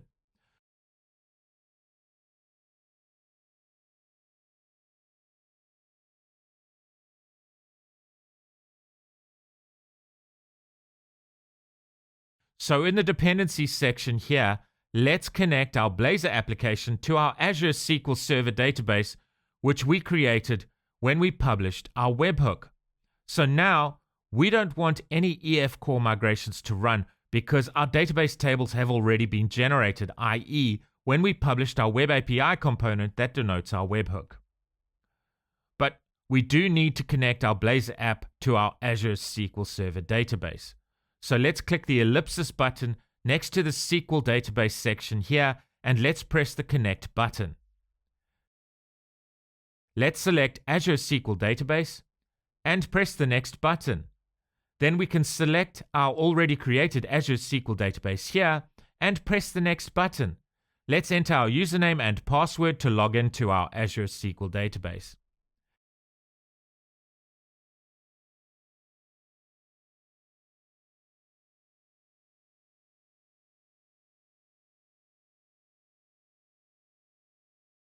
Let's press the next button and then the finish button. Great. So the last step before we hit the publish button is to click the link labeled Show All Settings here. Let's click the arrow to the left of the database's label.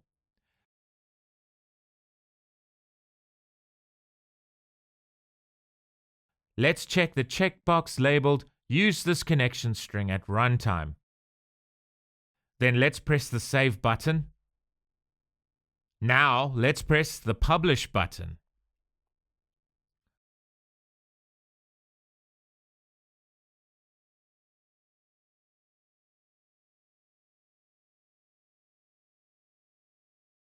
And our browser is automatically launched.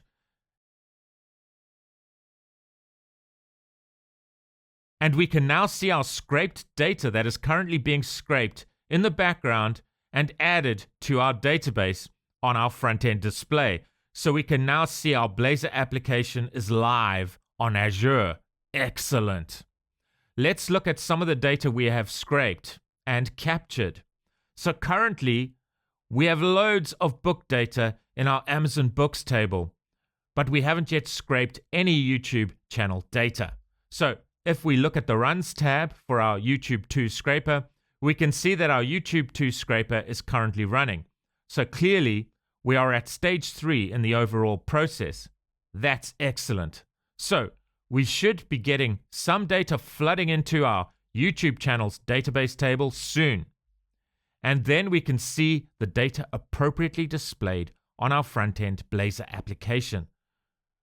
So we almost have our first YouTube channels dataset ready on the BrightData Platform.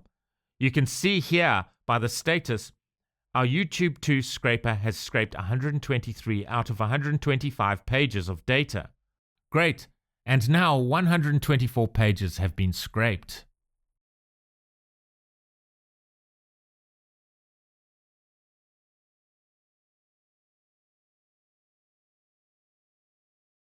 Okay, so 125 of 125 pages has now been scraped. So let's see if our data has been captured for Python within the YouTube channels database table. And there it is. Excellent.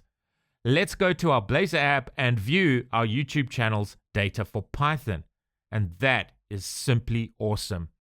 And now stage 3 is executing for the C programming language.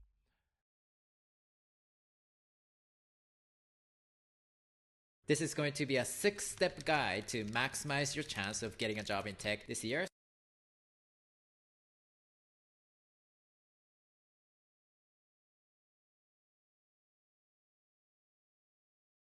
So we should soon have data captured in our YouTube channels database table for the C programming language. And we are nearly there.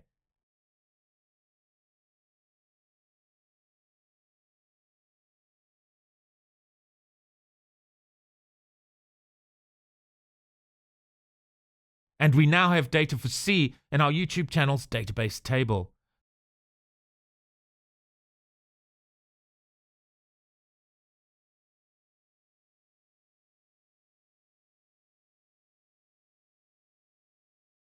So the next language is C++.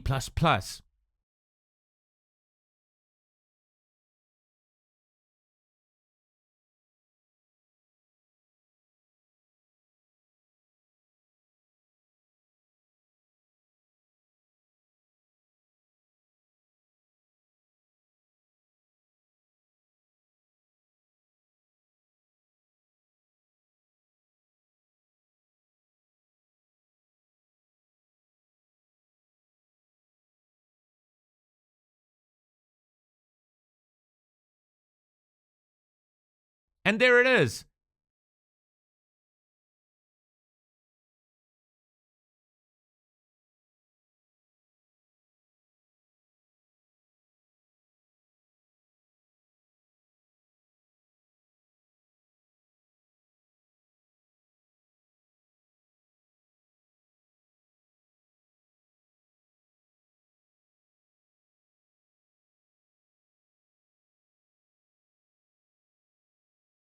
And now Java.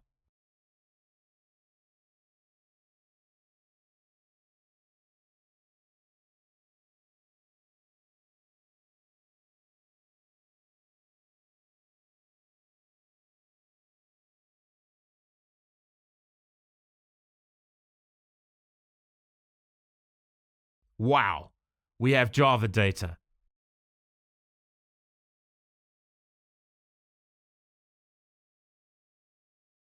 Her projects का 2 parts होता है, एक होता है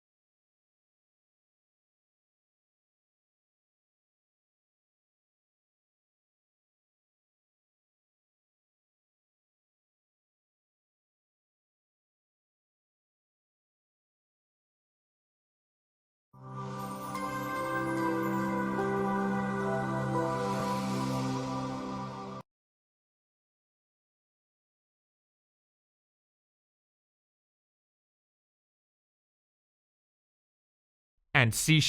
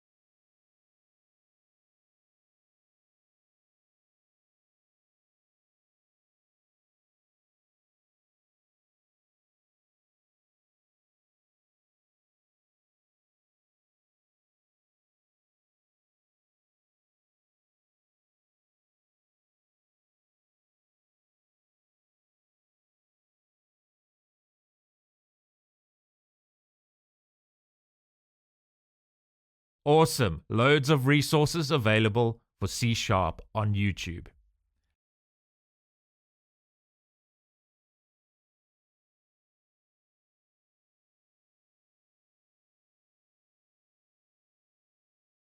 What's up YouTube, this is Dennis Panuta for tutorials.eu. In this video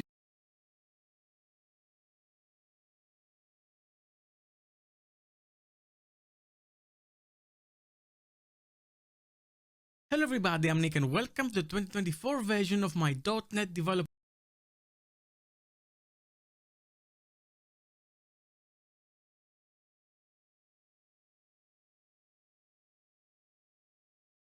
So here are my top 10 reasons to learn C#, and they are in no particular order. And now JavaScript.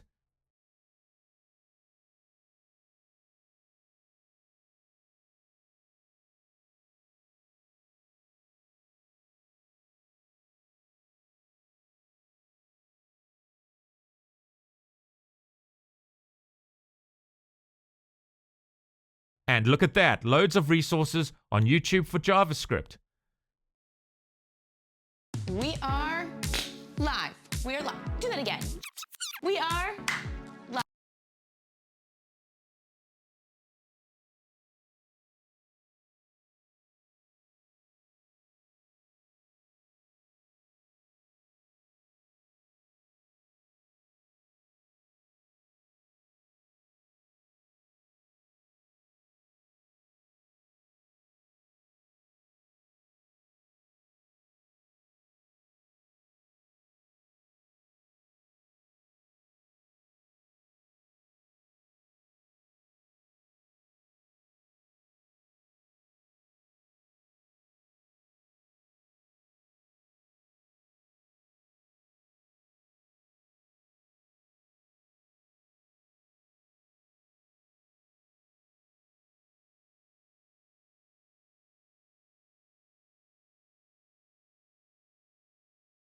And look at all of that. And look at all of these resources that we have consolidated within one application. So a learner can use our application to access more information on programming than one human being will ever need. Excellent!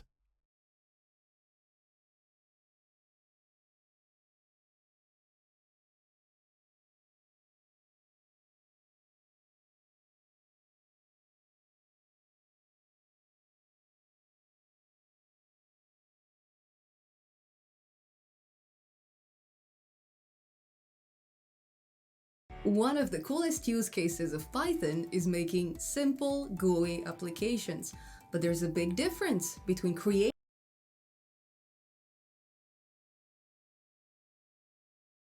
Hi everyone, welcome to Java Techie. In previous tutorial, we started interview question.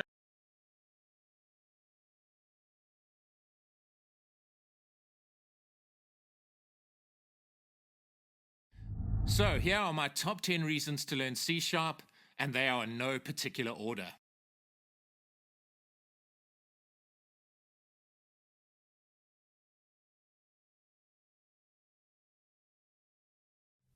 A special thank you to BrightData for sponsoring this video. I hope you have enjoyed it. Please let me know in the comments section what you enjoyed the most and what you'd like to learn next. Of course, all comments are welcome. Your insights are always appreciated. If you like this video, please hit the like button and please consider subscribing to the channel. Please don't forget to ring the bell so that you'll be notified of future content. Please feel free to share this video with anyone you feel may benefit from its content. If you'd like to thank me by buying me a coffee, you can do this at my Buy Me a Coffee webpage at this URL. It will of course be greatly appreciated. It would be great if you followed me on X. My username is @GavinLonDigital. I love reading your comments, so please feel free to engage with me in the comments section. Your insights are always greatly appreciated. Just a reminder that the final code for the components that make up this application can be found on GitHub at these locations. These links can also be found in the description of this video. Just a reminder, I've included a link below in the description of this video that you can use to gain free credits for using BrightData's platform. You can then create and test your own web scrapers for free on the BrightData platform. So please use this link so that you can follow along with this course for free. I hope to see you soon. Thank you and take care.